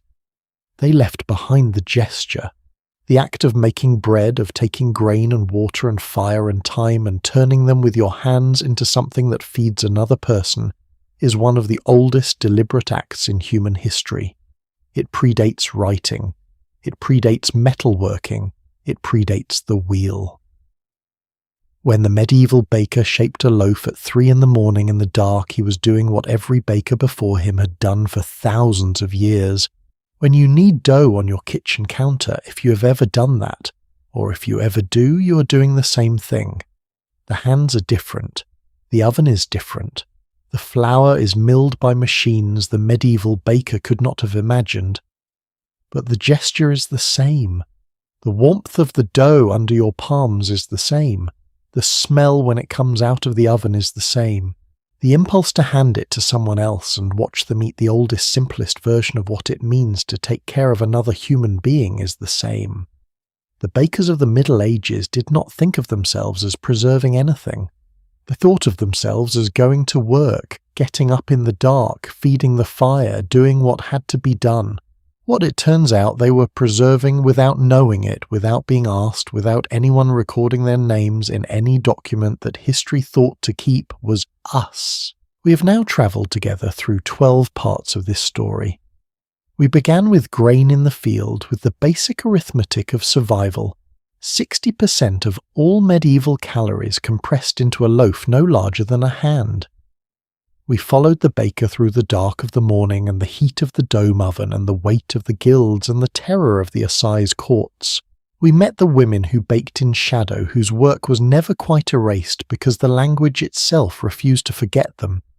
We watched bread become law, become fraud, become a tool of the church, become a cause of war between civilizations.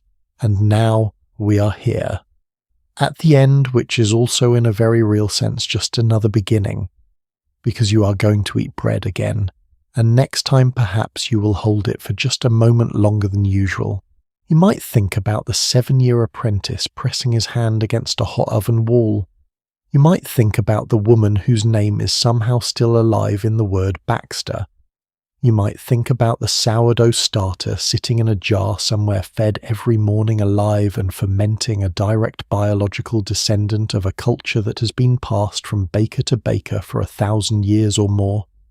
Or you might just eat the bread. That is fine too.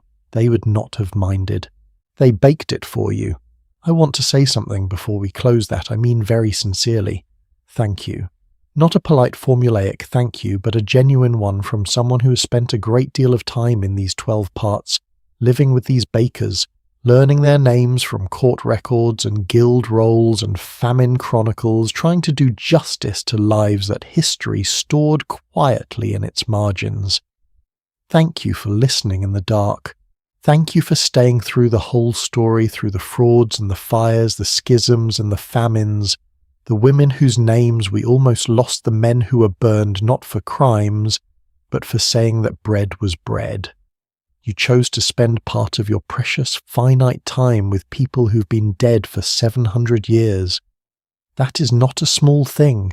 History is not a collection of facts stored in a library. It is a conversation between the living and the dead, and you have to be willing to listen for it to happen. You listened. There is another story coming, a different world, different people, a different set of hands shaping a different kind of history. I have been thinking about it for a while now. I think you are going to love it. Stay close.